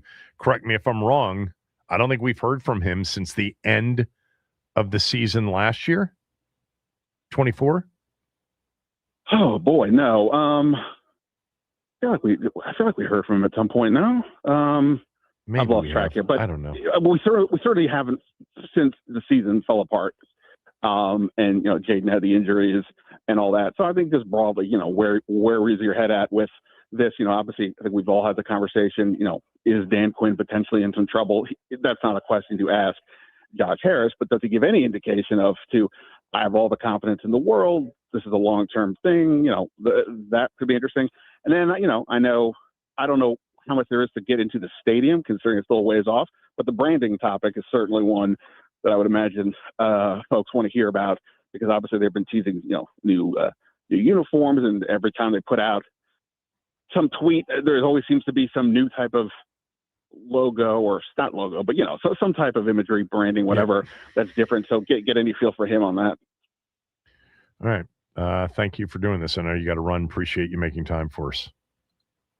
Kevin, always a pleasure. I wish I had more insight to tell you, but hey, there's always tomorrow. No, I mean, you gave us some good stuff on what Quinn said today. Appreciate it. Ben Standig, everybody. I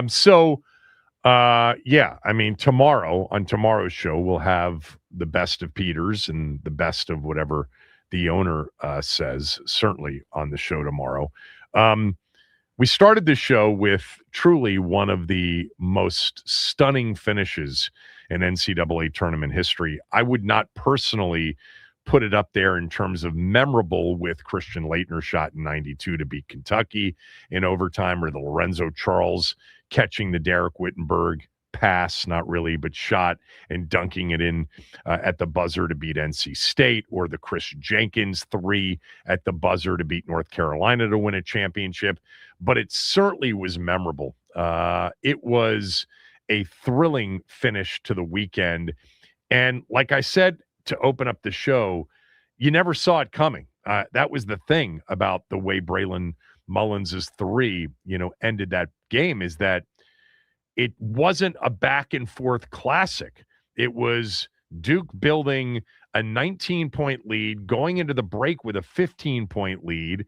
And then, it got down to 13, 12, 11, down to 10, down to 7, back to 9, 10, 11, back to 7 again, back to 10 again. And then chipping away down to 6, down to 5, back to 7, down to 4, down to 2. I mean, it just was not a classic game. It was very one-sided for the first 32 minutes anyway. And I just never thought Duke would lose the game. It was an incredible finish. We've gone through, all of the particulars of the last sequence of that game. For me, just netting it out, they actually handled the inbounds pressure well. It was good press break offense. And really the mistake Caden Boozer makes, you're kind of taught in that situation where you catch the ball in the middle on the pass break, or even in the middle in your zone offense, against a 2-3 zone, to catch, turn, and face, not catch, turn, and dribble. That dribble was a killer.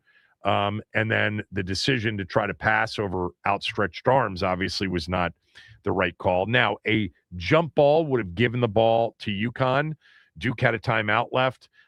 Duke, UConn's going to try to foul. If he doesn't throw that ball away, they're going to foul Caden Boozer. We're down to, 6 seconds at that point. But it was a stunning finish for sure. And, all-time memorable finish for those that were at Capital One last night for that game. That's one you won't, forget. Did not have a chance to talk about the other 3 Elite Eight games. So, going back to Saturday, the first Elite Eight game in Houston between Illinois and Iowa, that was a hell of a basketball game that Illinois pulled away, late in. I thought that once again, Keaton Wagler, who had a game in the regular season that was one of the best of the year, and kind of, just added his name to the list of incredible freshman performances in college basketball this year. He had 46 in Mackey Arena in a win over Purdue. I mean, 46 for a freshman point guard. I said about their Sweet 16 win against Houston on Thursday night that even though statistically, he didn't necessarily shoot it great, he was 4 for 14 from the floor, had 13 points, but I thought he controlled the game. Again, against Iowa, same thing. Now, he had 25 in the win against Iowa. He was 8 of 17 from the floor, didn't miss a free throw. Man, did he control that basketball game. He is exceptional at 6'6". He is 6'6", 6'7", as a true point guard, scoring point guard, but also a very good passing point guard as well. I thought he was incredible in the game, and they pulled away late from an Iowa team that, look, they didn't have 1 5-star on their team. They had a bunch of guys that got recruited to mid-majors primarily, and Ben McCollum did an amazing job with them, and knocking off Florida, a 1 seed in the second round, was massive. Being in that game, they had a 4-point lead at halftime. They just kind of ran out of gas, and it was very difficult for them to keep Illinois off the glass. The story of that game was a 17-point rebound advantage, 38-21. But of the 38 rebounds, Illinois had 16 offensive rebounds in the game. They won going away 71-59. And then in that second game on Saturday night, I'll just tell you, man, I had Purdue for, as we like to say, the maximum allowed. I felt it. I gave it out as a smell test pick. That line came down. There was sharp money on Purdue, and the public money was heavily on Arizona. And it looked smart at halftime. Purdue was up 7 at halftime. And then Arizona dominated the second half. God, they are good. And Koa Pete, another freshman. I said early in the season when I watched Arizona one night, I came in here and I said, that dude Koa Pete's going to be a top 10 pick, and he plays like Derek Queen. He's actually more athletic than Derek Queen, and he's not like a tremendous athlete. Queen was bigger because Queen's like 6'10", 6'11". Pete's probably, 6'9", 6'8", something like that. But God, is he a smart, high IQ, great feel player. 27 rebounds, 3 assists, no turnovers in that win over Purdue, where they outscored them in the second half, 48-26. I thought a couple of things. I thought Trey Kaufman-Wren's foul trouble in the first half for Purdue that continued early in the second half. He got his third immediately to begin the second half. Just had him off kilter. He's been a 4-year player at Iowa with Lawyer and Smith, and he's been huge. He had to tip in at the buzzer to win on Thursday night against Texas. And not having him, he played 24 minutes in the game, too much time on the bench, never got into a rhythm. That really hurt Purdue's chances. But really what hurt Purdue more than anything else was just how quickly Arizona gets into offense, how great their offense is, how quickly they get into to downhill situations with Jaden Bradley, with Burries, the freshman at point guard. They didn't even, shoot lights out in this game from behind the arc. They typically don't. But the guy Krivas didn't have like a dominant game for them like he did in their Sweet 16 game. I love the guy Karchenikov, number 8 for them. They played 8 players, and I'm telling you, all 8 of their players, beyond the starting 5, everybody else starts on a top 25 team and is a top 3 player on a top 25 team. They are good. They are deep. And it ended, the Braden Smith, Fletcher Lawyer, Trey Kaufman-Wren run at Purdue. They got to a national championship game, won a lot of tournament games during that stretch, probably the most successful stretch in Purdue basketball history.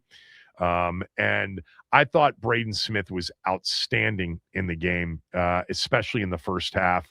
But their defense on him really got nasty in the second half. They were doubling every single ball screen. And Arizona was just the better team. That was a tough one to swallow. I know people will say, what are you talking about? I think that was a matchup between the two best teams left in the draw. Purdue beat Michigan handily 2.5 weeks ago in the Big Ten final.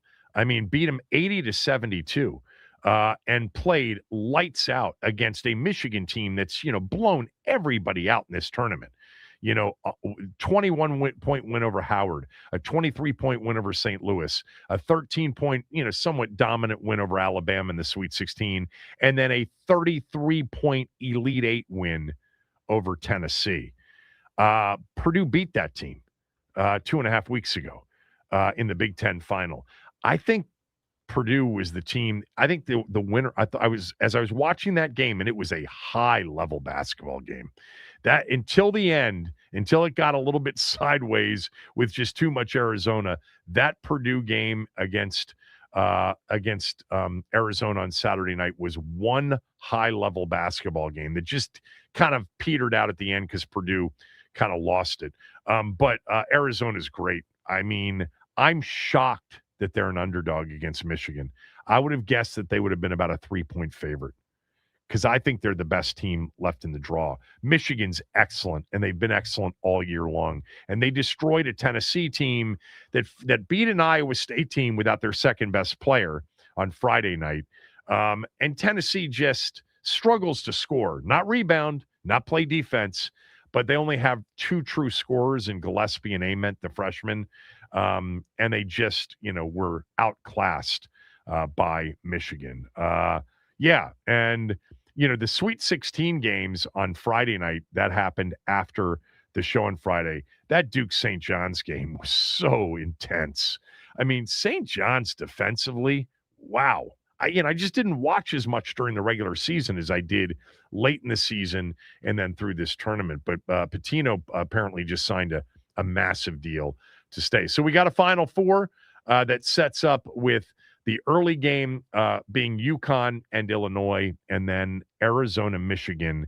And what people will look at, and we get this sometimes in the Final Four, they'll look at as the de facto national championship game, Arizona and Michigan, in the second of the 2 Final Four games. Because either one of those 2 teams is going to be a solid 6-7 point favorite in the final against Illinois or UConn. But still, a hell of a Final Four. A 2 versus a 3, and then 2 number ones. Should they reseed when we get to the Final Four? It would make the filling out the brackets tougher, which is why they'll probably never do it because the brackets are so big from a pop culture standpoint and many other standpoints. But would it be better to see Michigan, UConn, and Arizona, Illinois, and have a Michigan-Arizona final? Yeah, but we get this all the time in the NCAA tournament. It's interesting. I've said this so many times. It's the only sport we have that we know of, I think, that I know of, where not winning the championship but advancing to the Final Four is seen as a reason to celebrate an unbelievable basketball season and accomplishment. They cut down the nets after an Elite Eight win, after winning a regional. It's not a championship. All right, mind you, strange the way it's worked out, but the Final Four really is the measuring stick for a lot of programs. Certainly not UConn. Winning it all is the measuring stick for them. We're done for the day. Chris is next.